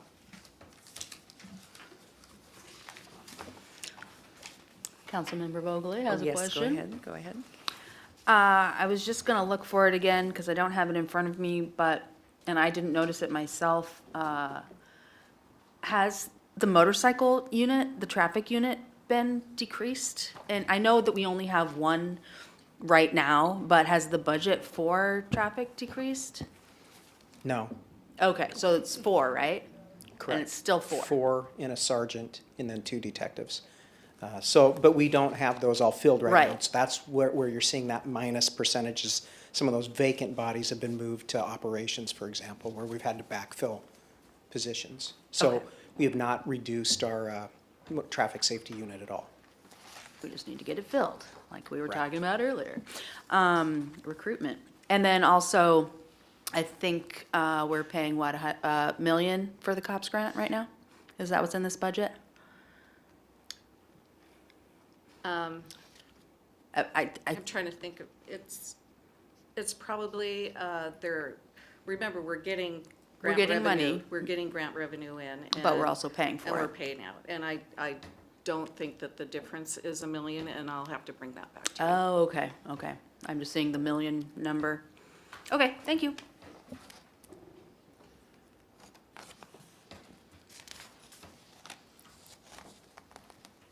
Okay, fire, Fund 032's budget is increasing by 2.1 million, or 9.5%. Key components of this increase include the reclass of the Emergency Management Coordinator position to Emergency Preparedness Program Manager, a $684,000 increase in the overtime budget, a $69,000 net increase to the differential pay budget for anticipated retirement, vacation, and sick leave bank buyouts. The increase in retirement payouts is partially offset by the discontinuation of the sick leave buyback incentive. There is a $66,000 increase in the uniform budget. We have received notice that uniform prices will rise by as much as 27% next year. A $16,000 increase in M&O to respond to general inflation. And because we are comparing the 2022 original budget to the prior IAFF contract, because we're comparing to the original 2022 budget, the prior IAFF contract settlement also shows as an increase for 23, because that was not distributed until budget amendment number 1 of 2022.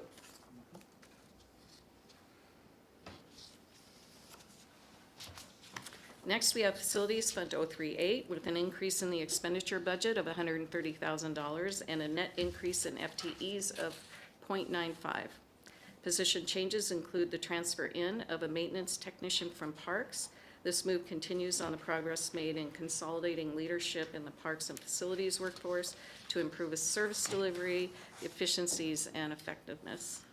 The proposed budget also includes the transfer of 0.05 or 5% of Assistant Facilities Director to motor vehicles in anticipation of a change in oversight, and an increase of $11,000 to M&O.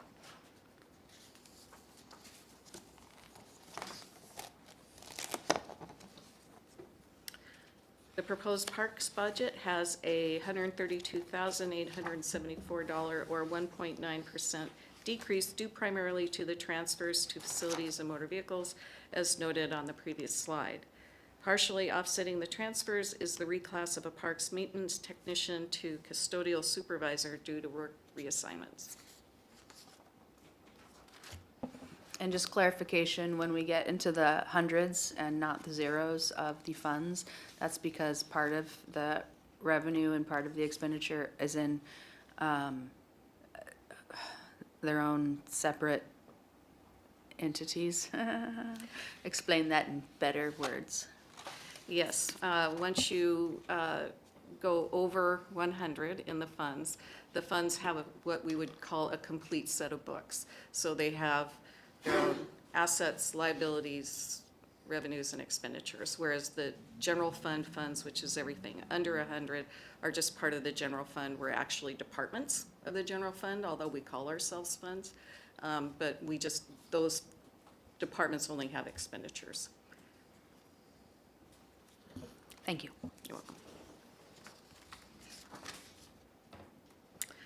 Library Fund 110's expenditure budget includes an increase of $115,297, which includes increasing a 0.8 library technician to full-time, a $3,400 increase in overtime to cover shift shortages due to vacation and sick leave, a $3,970 increase in seasonal pay due to hourly rate adjustments, and a $6,760 increase in M&O for inflation. And does the library budget, does this restore their hours to My understanding is very close. Actually, the library was restored in hours to close, and Abby may want to speak to this. However, it is problematic to continue to maintain the hours at the current schedule. The staff is lean and tired, and it's kind of a different world today than it was 5 years ago at the library, and so she is looking at some changes in the schedule. Okay. Yeah, so currently.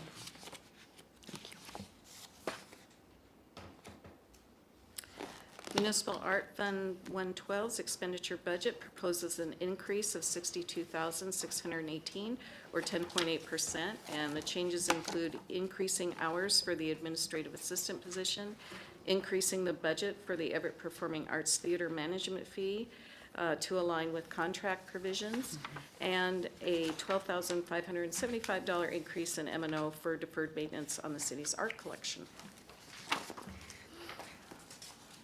So I have a couple questions here. First of all, kind of in conjunction with the Colmback Building project, I know the city had several pieces of Northwest sort of famous art. They may have been they were by an artist named Guy Anderson, and those were all being stored in the Colmback Building. What has become of all that municipal art? You know? I think we can give you a little more specificity, but most, if not all, has been moved out of the Colmac building when we were preparing it for a potential sale into primarily this, the EMB, perhaps another location as well, but it's been moved. Okay, okay. Because I think, I mean, we probably need to come up with a plan for what to do with that, because it is, you know, he's a local famous artist. And maybe we can figure out a way. We have an inventory that's kept, and so Right. I can provide. Yeah, we can figure out where we can get that so that people can actually see it and enjoy it. And then for the 1% for the arts, I noticed that there is no budget. And I was just curious what the balance is in that fund. I know there were a couple projects. I can't remember exactly. So they must be in that special revenue fund where I had missed They're it. in Fund 155. And so 1% for the arts. Oh, I see there. So at the end of, we've got 122,000 available, estimated at the end of '22, but with no projects going forward. Is that because we have no staff, no projects? What's the? Well, it's based on public works construction projects. And so, you know, there hasn't been a lot of projects that would fit into 1% for the arts, but I think that one is coming up with the EMB remodel. Yeah. So the 123, that's the remaining fund balance, that money we would just let sit? We wouldn't spend that? Well, I mean, I think that would be up to. Yeah, I think it would move forward through a budget amendment after the Cultural Commission looks at projects they might want to utilize those funds for, and I'm not clear today whether they already have some plans, but we would do it through a budget amendment. Okay, so we just don't know if they have plans to spend that yet. Okay, thank you.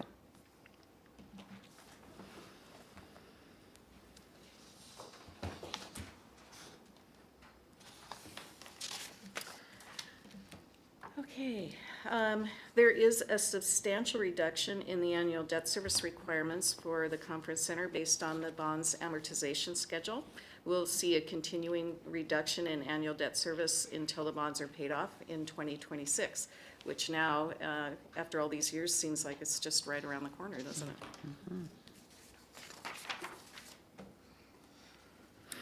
Changes to the street fund 120 budget includes a 2% increase in M&O. Can you just go more into that? Is that because, why? Just why? Why do they need an increase in M&O?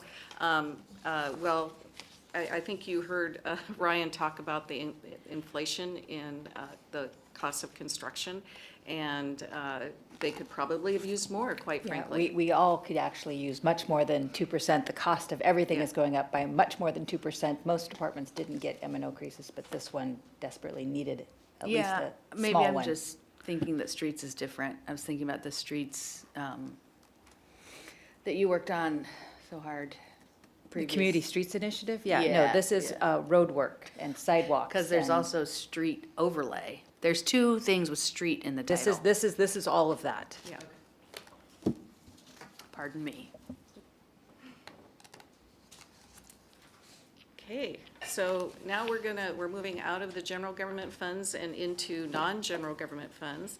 And we first have the motor vehicle and equipment replacement fund with a budget decrease of $881,000. And this decrease is just due to fewer number of vehicles that we plan to replace next year. And is that because the useful life of the equipment is being extended, or we don't think they need to, is it a change, or are we deliberately delaying the replacement? It's all of that. Okay. We had, as you know, we've bought some fire vehicles, which really kind of skew that curve because they're so expensive.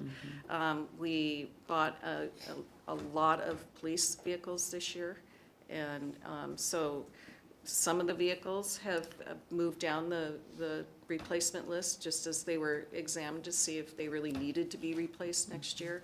But it's kind of, a lot of it's the composition of the vehicles we need to replace are just a little less expensive. Can I just add, this is also an area, we had a deficit to address. So we addressed it with pensions, we addressed it with delaying, this is not sustainable, and as I've talked about before, when I think I talked about this when I delivered my budget address, we had to make some not sustainable choices. This is one of them. Okay, so this is something we are doing because of the budget deficit, not because we just found that our equipment was lasting longer. Correct. Got it. And with the police vehicle purchases, were those for the take-home program? They were just for their general fleet. Just general Fleet needs. replacement?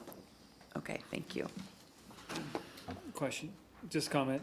Several of these funds are the budget process of reducing what we actually need in outlays. Yeah. We didn't cover much of the streets, you brought it up, but it's really a cut if you want to take the inflationary costs of all the materials and everything, so that was a significant hit.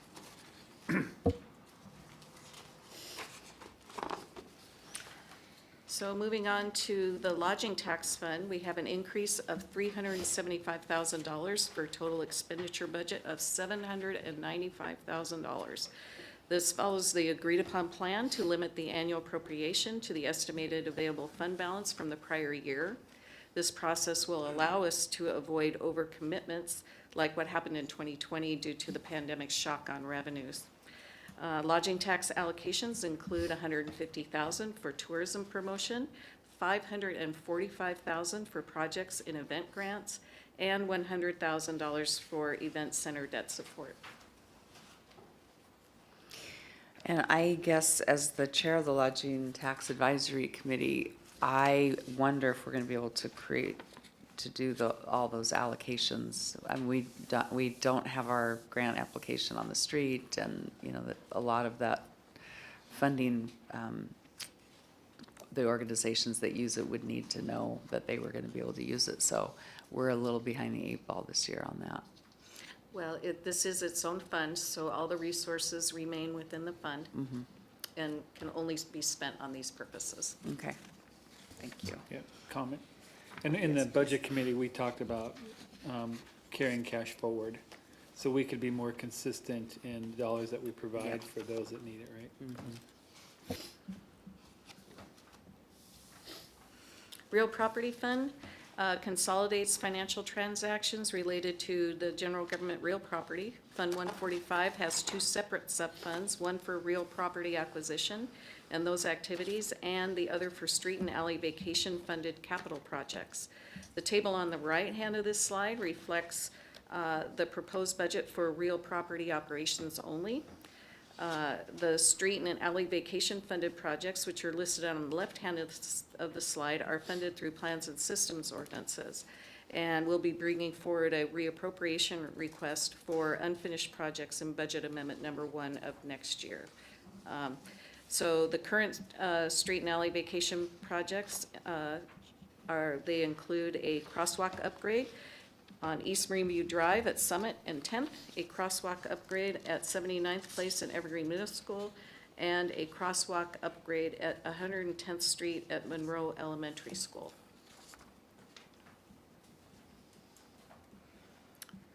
EMS Fund 153 has an increase of $3,574,000 or 23.7%.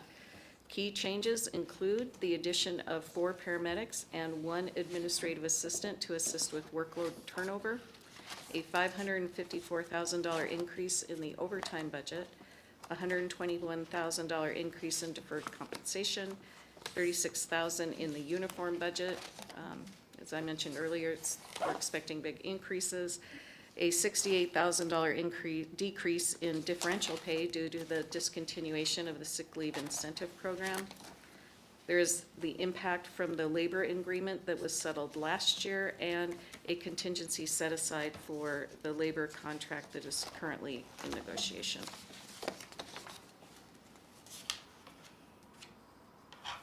In the Community Development Block Grant Fund, we see the other side of the transfer out of the staff to the CPED fund of 0.05 FTEs.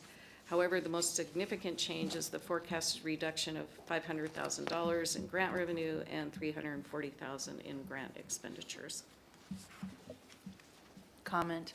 I saw one of my neighbors utilizing the CHIP grant and it was super cool. That's all. In the Community Development Block Grant Fund, we see the other side of the reclass of staff to the CPED fund also for a reduction of 0.3 FTEs. Similar to the CHIP program, the most significant budget changes in CDBG fund is an anticipated $1.2 million decrease in grant revenue and a $600,000 decrease in grant expenditures. Actual question. Insufficient grant capacity. I know you just basically said what that meant. But I just keep going back to it and wondering how it all goes together. Can you explain it more, please? Certainly.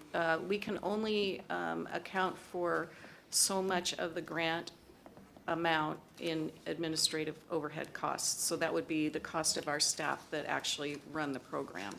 And as the grant money is declining, we are having to transfer more and more of portions of those staff people into the general fund because the grant itself can no longer support the full positions. Thank you. Utilities Fund 401's budget is proposed to increase by just over $73.7 million or 46%. The big story here is a planned $90 million water and sewer bond issue that is needed to fund the utilities capital program. This is a $45 million increase over the bond issue that was budgeted for but not executed this year. Other changes include the addition of a network security analyst to assist with network security at our pollution control facility, the addition of a mapping supervisor to oversee records in the GIS system, Laserfish records archival system, and the CityWorks asset management system. The addition of an information specialist to meet education and public engagement requirements relating to the city's NPDES and water system permits, grants, and Washington state laws governing water and wastewater systems. The addition of 2 utility laborers to assist with workload in the technical services group at the water pollution control facility.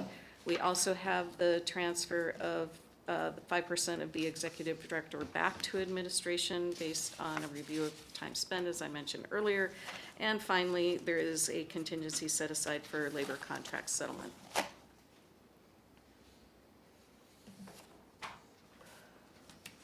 Transit Fund 425's budget is proposed to increase by $14.7 million or 46%. The most significant change is an $11 million increase in capital outlay that will focus on further electrifying the fleet, which will be funded mostly by grant dollars, and deferred maintenance at Everett Station, which will be funded mostly by local funds. Other changes include the addition of an IT project manager, which will replace a former transportation program manager position, the addition of one bus operator, one paratransit operator, one transit inspector, and $281,000 in overtime to assist with route coverage. And partially offsetting those increases is a decrease in differential pay for fewer anticipated retirements in 2023. Are the transit operators, essentially, the budgeted transit FTEs are pretty much full all of the time? Or no? Like, I know our law enforcement is having many vacancies. We're all having many vacancies. Everybody is worked super thin. I get it. I was just curious because I think that transit is doing okay in keeping their people. Well, there are certainly vacancies. It's ebbs and flows with the transit department as well, to a lesser extent than our police department, for example. I got an invite to apply for a job. Sitting at my desk.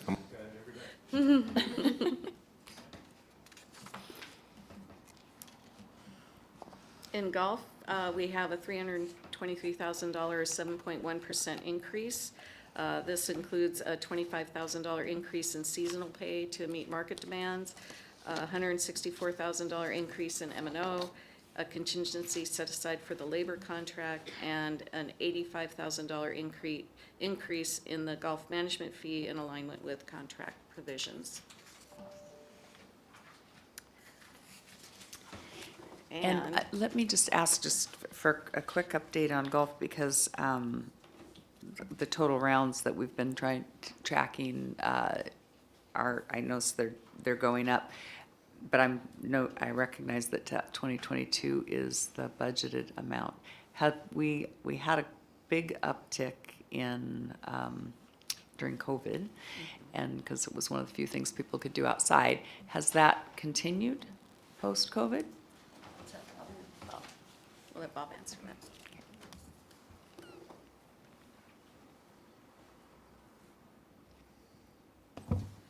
Yeah, Bob Leonard, Parks and Facilities Director. Yes, golf is still doing really well. We're still, one of our major concerns is pace of play, just from the number of rounds. We're probably averaging about 110,000 rounds per year still, Okay. combined for both courses. Yeah, great, thank you.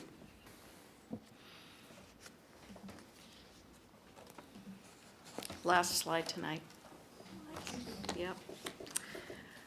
The 2023 motor vehicle department budget is proposed to increase by just over 1.7 million, or 24.8%.